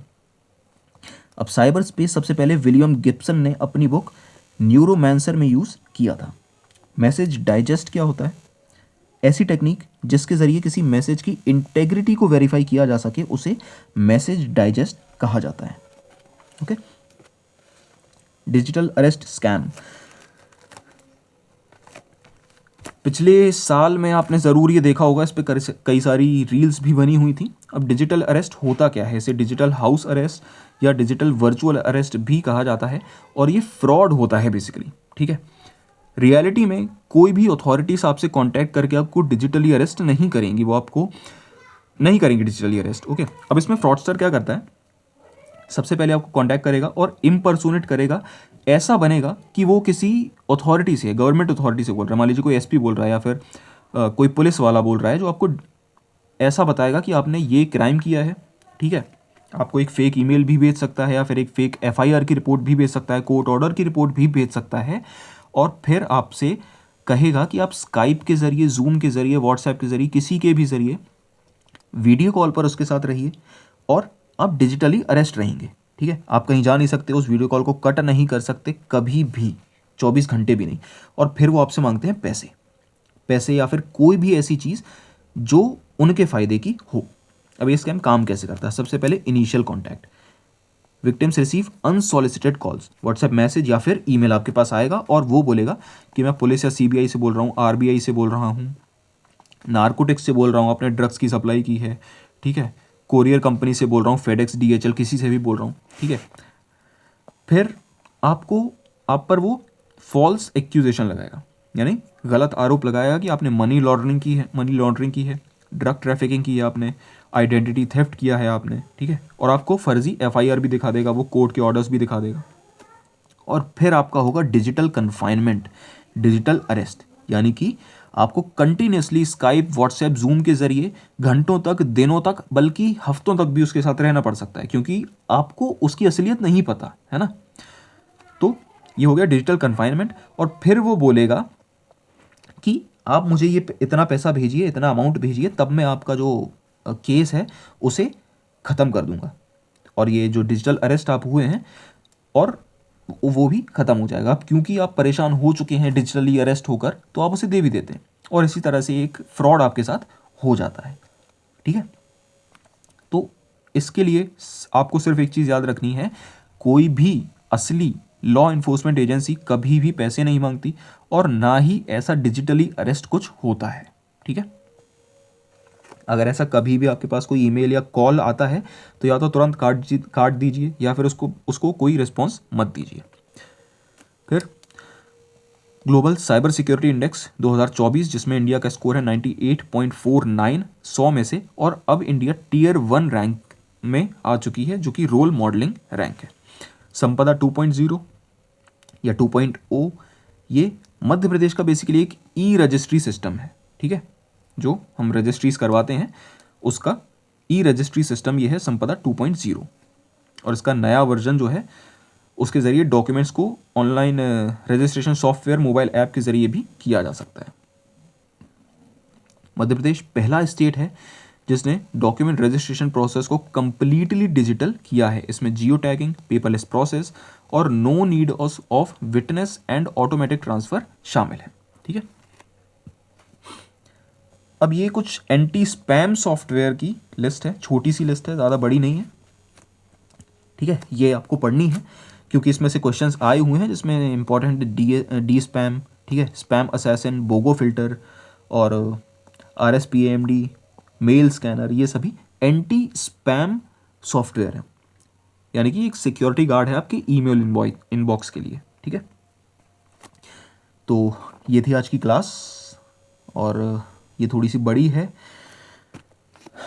लेकिन आई एम श्योर आपकी ये काम आएंगे नोट्स। और अगर आपको कोई भी डाउट हो इस क्लास से रिलेटेड या किसी भी टॉपिक से रिलेटेड जो अब तक हमने किया है तो आप कमेंट सेक्शन में कमेंट करके पूछ सकते हैं। तो मिलते हैं अगली क्लास में जिसमें हमारा सिर्फ एक टॉपिक ई गवर्नेंस और एक और टॉपिक प्रोग्रामिंग लैंग्वेजेस, जो कि छोटा सा टॉपिक है, वो बाकी हैं, तो उन्हें हम जल्दी ही कंप्लीट कर लेंगे। ओके, उसके बाद हम अपने MCQs शुरू करेंगे। तो मिलते हैं अगली क्लास में, तब तक के लिए गुड बाय।